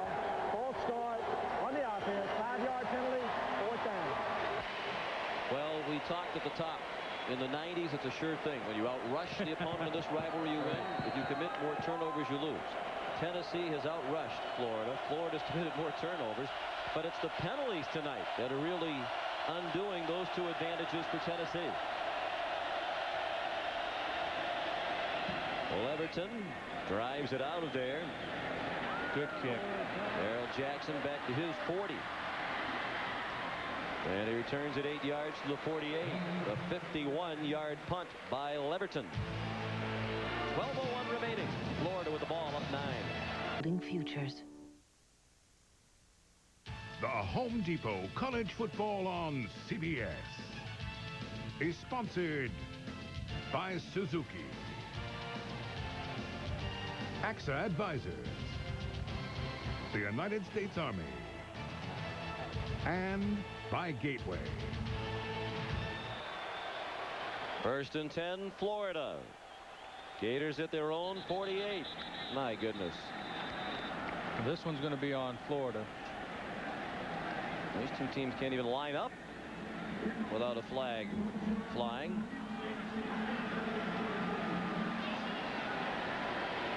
A lot of movement up front. The linebackers moving in and out of gaps for Tennessee and just created a jump up front for Florida. That's one of the few things the front has done wrong. John Chavis, the defensive coordinator for Tennessee, thought they could get to Johnson, but they haven't had a sack yet. And the players we talked to felt they thought they could rattle him if they could get to him. But they have not been able to get to him with only 4 people rushing. They bring Moore here, and he throws to the outside. Terrific catch by Darrell Jackson. He won the battle in the air from Andre Lott. There's John Chavis, 5 years now as the defensive coordinator of this Tennessee program. It just really puts him in a difficult situation. They had 13 sacks against Wyoming, 0 sacks tonight. And so what they've had to do is they have to bring linebackers or safety blitzes to get pressure. 2nd and short. Ernest Graham has the 1st down. Down to the 40, where he was tackled by Dominique Stevenson. Graham, Cape Coral, Florida. His high school pal was Teddy Dupay, now on the University of Florida basketball team. And they room together here at the University of Florida. Dupay, the all-time leading scorer in Florida high school basketball history. There's Graham again. They're trying to run some clock and gain yardage. Let's learn more about Ernest Graham from Michelle. Well, Sean, under his jersey, Graham is wearing a T-shirt with a poem he wrote, and it's hand-printed on that shirt. It's about his best friend in high school basketball teammate, Corey Jordan, who died 2 years ago in an accidental shooting. Graham writes, "Your death, while tragic and hard to come to grips with, made me deal with life's responsibilities and take advantage of every dream I'm given and every step I take. I miss you, and you are my inspiration." Sean?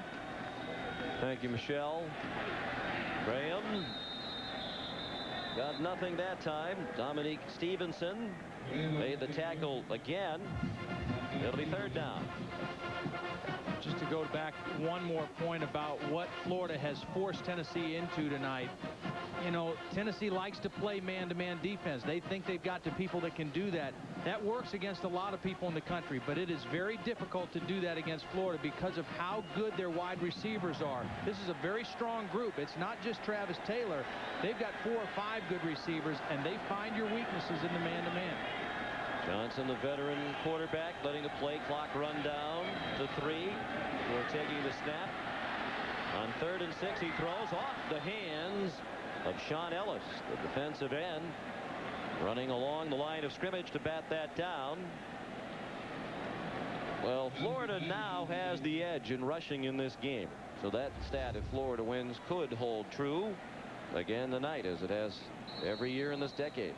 You see the pressure, and again, Doug Johnson is not the kind of quarterback that's going to beat you out of the pocket. He's not the kind of guy that's going to beat you when he throws on the run.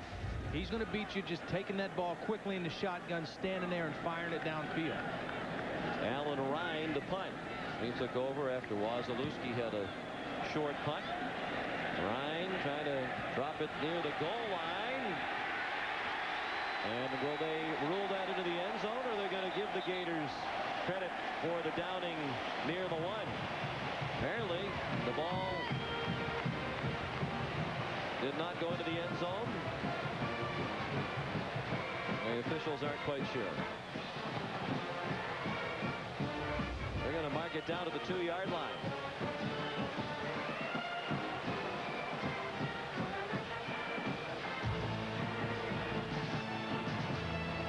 Well, that player who touched the ball and knocked it back was clearly in the end zone. Ford CBS Wednesday. On 1st down from the end zone, the pass batted down. Guess who? Alex Brown again. Knocking down the pass of T. Martin. Let's go back to the punt, because as we saw in the replay before we went to the commercial break, the Florida player who knocked the ball back was clearly in the end zone, but that is a difference between the rules of the NFL, when a player cannot break the plane of the end zone and touch the ball to down it, but as long in college football as the ball doesn't break the plane of the end zone, a player in the end zone can tip it back. Marquand Manuel tipped the ball back. The ball had never broken the plane, and Tennessee starts on their own 2. And after the incompletion, 2nd and 10. Martin, a good fake, but he has his man, the tight end, John Finlayson. 1st down out to the 16-yard line. Let's check in with Tim.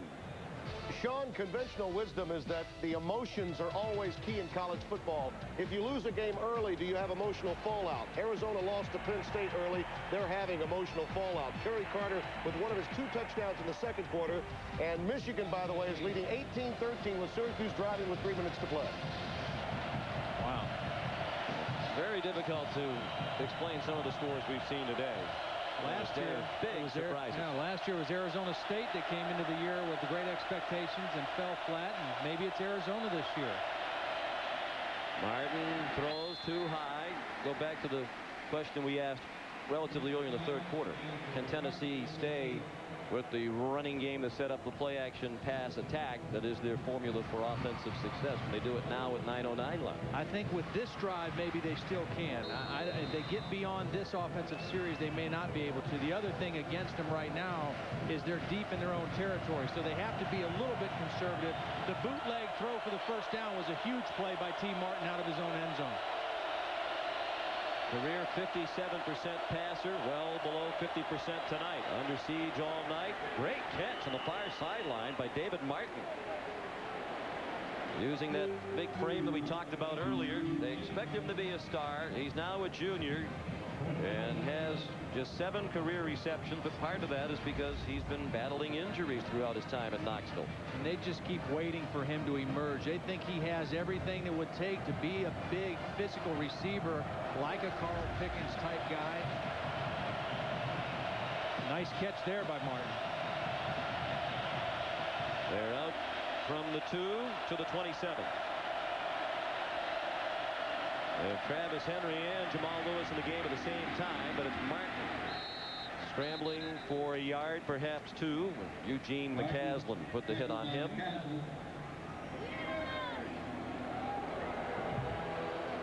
Both T. Martin and Eugene McCaslin overcome a lot of adversity. Martin grew up in a very tough neighborhood in Mobile, Alabama. Grew up around violence. He says he had at least 12 of his friends who were lost to murder or accident or illness. Lived in 23 different places. Eugene McCaslin lost his father when he was 9 in a truck driving accident. He had 3 younger siblings he had to serve as a role model for. Brown has Martin again. You know what, Sean? I do not understand why Tennessee continues to single block Alex Brown. Nobody else on the defensive front for Florida has created a problem except Alex Brown. Here he is, no help. Josh Tucker, the right tackle, is helpless trying to block Alex Brown. Why not have a back or somebody else in there to help your tackle against a guy who is clearly in the zone rushing the passer? Alex Brown is the only guy on Florida who is continually and consistently giving fits for T. Martin. As we said earlier, Tucker, a new starter this year, very intelligent young man on the field and in the classroom, but not as physically gifted as some of their other offensive linemen. The ball was snapped. And now a flag thrown. The ball was lifted up by the center, but Martin was still standing there. You know what happened here, I think, Sean? Centers a lot of times are taught, and you work on, if you feel movement into the neutral zone, you snap the ball to get the quick 5-yard penalty. But what I think T. Martin, he was trying to audible to change the play and was not ready for a snap at that point. We'll have to see how they sort this out. But Spencer Riley, I think, snapped the ball trying to get the penalty against Florida. T. Martin was trying to make an audible.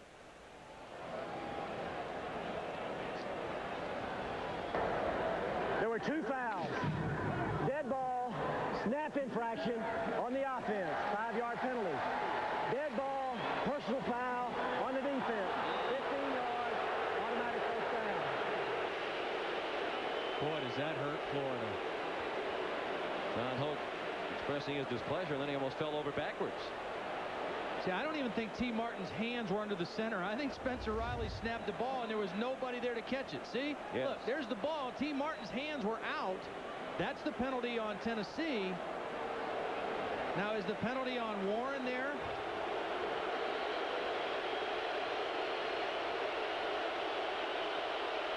Well, what are they supposed to do when they see the ball snapped? Not you move? Can't hear. Obviously, you can't hear. Tough call against Florida. Martin throws incomplete. Through the hands of Eric Parker. 2nd and 10. Well, the flags were already thrown before that. It was Gerard Warren that they called the foul on, 61. He was just continuing to battle with Spencer Riley. That's a tough call. I mean, it's almost impossible to hear the whistle. Some guys are moving, some guys aren't. 2 penalties called, but Florida definitely had the worst one of the 2.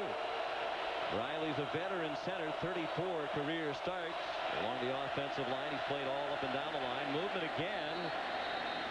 And that's a couple of times tonight that the flinching by the defensive line of Florida has caused reciprocation by the Tennessee offensive lineman. Well, Alex Brown is causing a whole lot of flinching up there. That time he was back on the other side going against Chad Clifton. And the offensive tackles, they're not getting off the ball quick because of the sound. And there it is right there. Chad Clifton just trying to get in position to block Alex Brown. Started early. And as you pointed out, look again on that play as it was trying to develop. No back in there to help on Brown. Back was running somewhere else.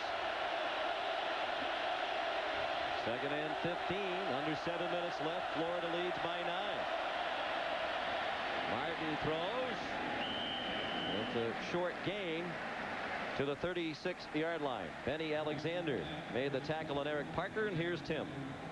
Sean, they're not going to be happy in Syracuse with this. 4th down play, Troy Nunes at quarterback. Watch the contact between James Witten, number 5 of Michigan, and the receiver, Pat Woodcock. Oh, my. Most people thought it should have been interference, and so did Paul Pasqualoni. Big Ten wins over the Big East for the 2nd time today. Well, it's interesting. Tennessee won the ball game at Syracuse last year at the beginning of the season when they did get a controversial pass interference called against Syracuse. Here's a long pass to Parker. He stayed on his feet, and he's down to the 18-yard line. That penalty last year at Syracuse was on a 4th and 7 in the last moments with Tennessee needing to convert or lose the game, and the pass interference call was against Syracuse. Tennessee went in to score and win. Quick off the line of scrimmage. Benny Alexander out of position. Looked like he thought he was getting help behind him. Kind of turned him over, thinking there was a safety there to help. A bust on the coverage, it looked as though, for Benny Alexander, and Eric Parker comes up with the big catch for Tennessee. This is the 10th play of the drive. They're at the 19-yard line. They scored both times. They've been inside the red zone. They scored touchdowns. Martin lofts it up out of the back of the end zone. Threw it away. They obviously had something that they had set up to try to get rid of the ball quick. It wasn't there, and T. Martin just got rid of it. There's Randy Sanders again. He's still new on the job, really, offensive coordinator. First game, the Fiesta Bowl for the national championship. He won that. Second game, Wyoming. He won that. Tonight, he was behind at halftime, had to make some adjustments. They came out, they got another score. They need a score here.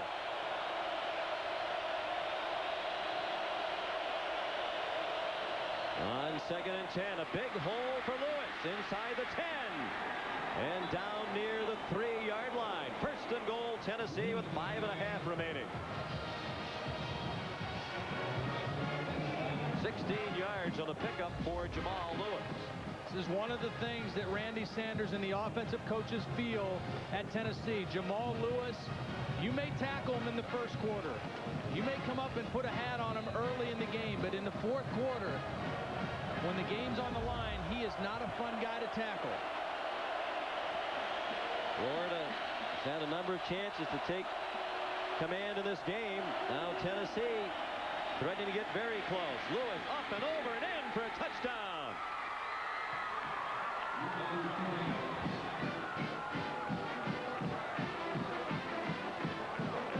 Lester Norwood took a real shot at the end of that play, thanks to Jamal Lewis.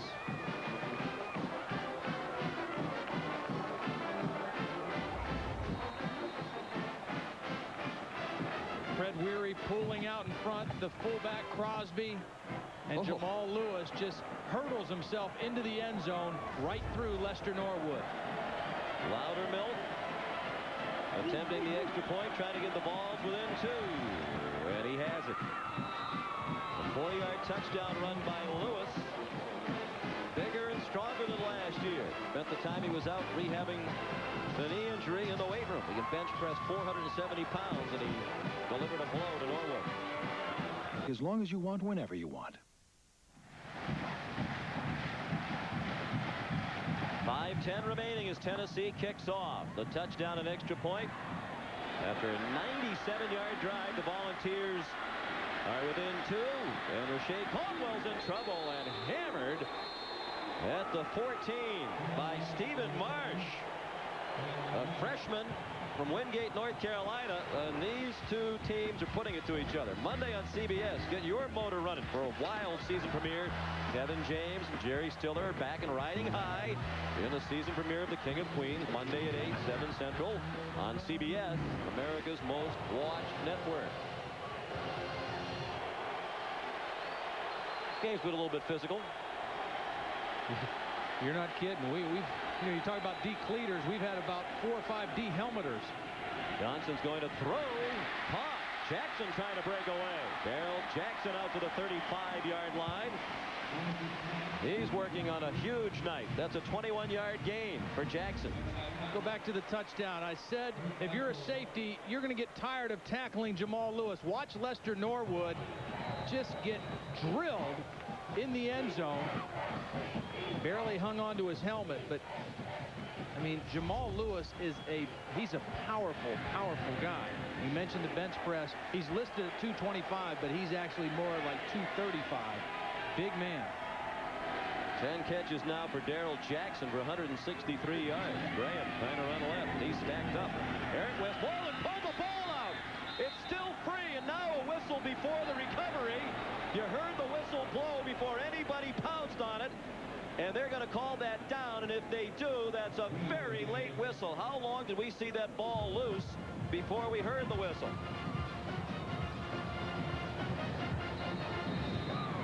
It might be the right call, but it came very late. I thought I heard an early whistle. I thought they called it down before the ball came out, but a fortunate call for Florida, no question. 2nd and 12. Now Robert Gillespie in. Graham putting the ball on the ground. Berger gave him the hook. Johnson going deep, and it is intercepted again. Deion Grant out of bounds at midfield.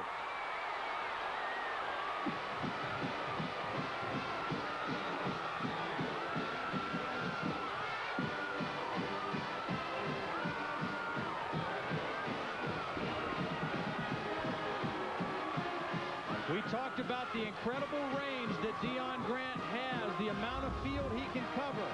They're trying to throw to the wide side of the field to Darrell Jackson. The ball is thrown too far inside, and Deion Grant, again, he's been banged up tonight, but still comes up with the interception. He went limping to the sideline, didn't try to get more out of that return. 5 turnovers again tonight for the Gators. They committed 5 in the loss. Last year at Knoxville, 3 interceptions thrown by Johnson. And bear in mind that Tennessee has not kicked a field goal this year. They've only attempted 1, and it was a bad miss. Jamal Lewis down to the 42-yard line. Keith Kelsey tripped him up, so that fumble or non-fumble is a moot point now, because in the very next play, Grant intercepts. The only difference, a little bit of field position. And you live by the sword, you die by the sword, throwing the football. 2 interceptions tonight for Deion Grant. That's Fred White celebrating the latest. 99 yards rushing now for Jamal Lewis. On the verge of his 12th career game of 100 yards or more. This is his 15th career game. Martin slipped, completing his drop. We did have light rain here on and off throughout the day, and the field is a little bit slippery, particularly in the middle. Time for the CBS Sports Line stat of the game. Turnovers and points off turnovers. Every team that's had the most turnovers in this rivalry in the 90s has lost. Florida right now clinging to a 2-point lead with 3 minutes left. For complete college football coverage, go to cbs.sportsline.com. Huge play right now. 3rd and 4. One more look at Deion Grant's 2nd interception of the ball game. And probably a good timeout call. This is a huge, huge play. After the huge play made by Grant, who developed a well-earned reputation for making big plays.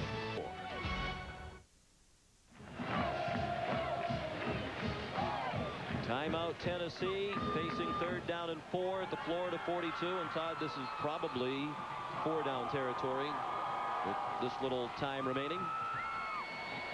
Yeah, definitely. I would say, I mean, they're obviously not in field goal range. Even if they gain some of the yardage here, they've got to get a couple first downs to even have a chance to kick a field goal. I don't think Coach Fulmer wants it to come down to a field goal with the untested Loudermilk, the place kicker. Nothing on that play. Jamal Lewis ran right into Teddy Sims. What a great play by Teddy Sims. Jamal Lewis, the best running back, I think, in college football. Tennessee's favorite play, power football, isolation football behind the fullback, and Teddy Sims up for the physical challenge on this one. And they are going to go for it on 4th down. Great stand-up tackle by Teddy Sims.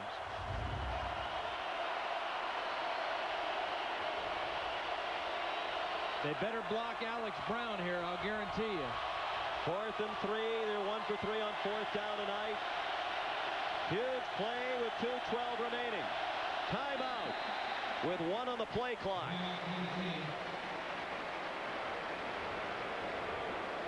And now with the burning of these 2 timeouts, they're really just about in a must-make situation, because if they don't make it, Florida gets the ball back. Tennessee, without timeouts, isn't going to be able to stop the clock.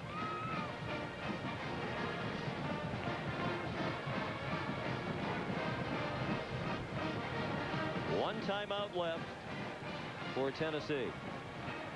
Trying to be the first visiting team to win here at the Swamp since 1994, when Auburn, on a Patrick Nix to Frank Sanders pass, pulled out a late victory over the Gators 36-33.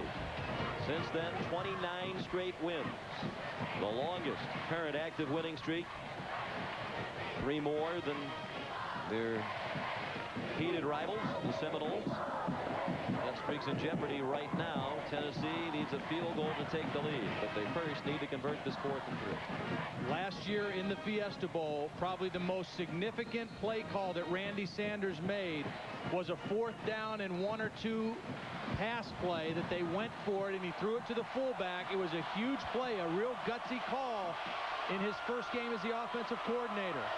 He's got another tough call right now with 4th and 3 and the game on the line. Keep an eye on the fullback, Crosby, slipping out into the flat. Deafening noise in the Swamp. The pitch to Lewis. He has a long way to go. He isn't close. Back to the line of scrimmage, and that's all. Florida takes over on downs. And that much maligned defense has saved Steve Spurrier's offense tonight. 5 turnovers, but the defense has risen up.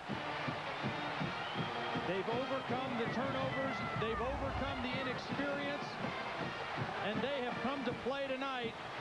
They gave it to Jamal Lewis, their best player. He tried to cut it back inside, but too many blue jerseys there. And Steve Spurrier needs to go over and give John Hoke a big high five, because this defense has played tonight. Well, both coaches are going to have questions to answer after this game. They did go to their best player, but that's 3, almost 4 yards to go. Kind of a slow developing play on the pitch out there. Steve Spurrier gambled on a couple of 4th downs. He had Johnson throwing a moment ago, and that contributed to the turnover. You know, they had the wide side of the field. They wanted to put the ball in the hands of Jamal Lewis and just give him a place to run. He thought he could cut it back in for the 1st down, but too many blue jerseys. Good pursuit by the Gators. And they have Gillespie with the fumble problems of Graham. The ball carrier, he surges out to the 48. Well, Tennessee in just about the same situation it was in last year when they got a miracle against Arkansas. Arkansas, like Florida, in the last minutes, trying to run out the clock when Clint Sterner, the quarterback, stumbled and fumbled, and Tennessee took advantage and went down and scored the game winner. That was one of the plays that critics of Tennessee point to as the reason why the Vols were lucky to win the national championship. And Philip Fulmer says you have to be lucky if you're going to win the championship, and you see the improvement of the Florida defense tonight. Well, you do. I mean, when teams that win championships, they do get lucky. When Florida won their national championship, they were lucky at the end of the year. They lost to Florida State in the last regular season game. They got a chance, as fate would have it, to play them again in the Sugar Bowl. I mean, that happens every year virtually. Well, Nebraska, when they split the title with Michigan, they got that ball kicked up in the air in the end zone at Missouri. That was extremely fortunate. Last year, Tennessee had the pass interference play at Syracuse, very controversial. We talked about the Arkansas fumble, which was lucky. Even Philip Fulmer says that. Let's go back to that 4th down play. I want to show you something. When you put the ball in the back's hands like they did with Jamal Lewis, you give him the option to cut it back. But watch, the surge looks like they're going to try to take this ball outside, but Jamal Lewis chooses not to take it outside, but to cut it back inside. in retrospect, maybe not a great decision by Jamal Lewis to cut back inside. Gillespie bounces off the pile. He's short of a first down by about 2.5 yards.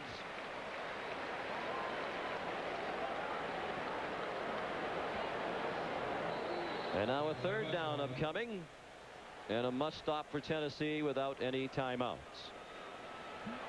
Another first down should ice it for the Gators. You mentioned it, Sean. They had to burn a couple timeouts. That, you know, it really hurt their opportunity to manage the clock here and at least give their offense one more shot at it. Now let the play clock run down to 1 and call a timeout. 1:15 remaining.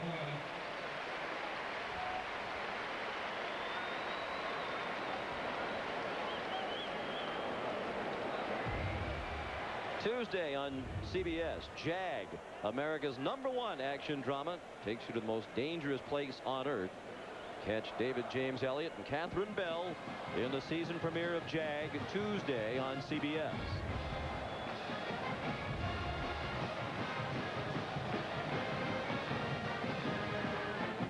It's been a wild night in the swamp. Florida took the lead on a field goal by Jeff Chandler. Tennessee had the lead briefly after T. Martin's 7-yard run. Chandler another field goal to get Florida back within 1. And Chandler's third field goal put Florida on top. And they've led ever since. It was 16-7 at the half after Darrell Jackson's 11-yard reception. The lead grew to 23-7. Rashae Caldwell from 4 yards from Johnson. But then Lewis scored over the top to make it a 9-point game. Lewis again airborne from 4 yards to make it a 2-point game. Moments ago, Tennessee stopped on 4th down and 3 at the Florida 42. Now they're trying to stop Florida, putting the game away on this 3rd down. 3rd and 3 from midfield. Gillespie, all kinds of room outside. He cut back to stay in bounds. That should do it for the Gators. 23 yards to the 27-yard line. Tennessee guessing inside run. They pinched everything on the inside. And a nice call by Steve Spurrier and a nice job of running by Gillespie. As you said, staying in bounds, turning back inside. Don't stop the clock for Tennessee. Keep it rolling. Get all the they first need to down. do now is take a knee. Yep. I don't know what all the commotion is on the sideline. This should be a very easy play call, and that's what they're setting up to do now.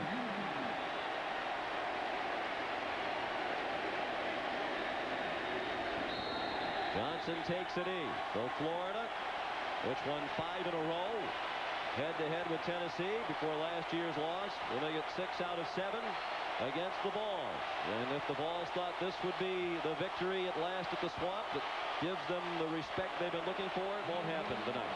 John Hoke said he normally is a great sleeper, but he woke up Thursday morning or Friday morning about 4:30 a.m. seeing plays. He said something's up, something's different about this game. He should sleep well tonight because his defense played a great football game. And so did Doug Johnson. Florida survives 5 turnovers, and the longest home winning streak in the nation is now 30. And Tennessee sees the nation's longest overall winning streak ended at 14 in a row. First loss ever as starting quarterback for T. Martin. And let's go down to Michelle.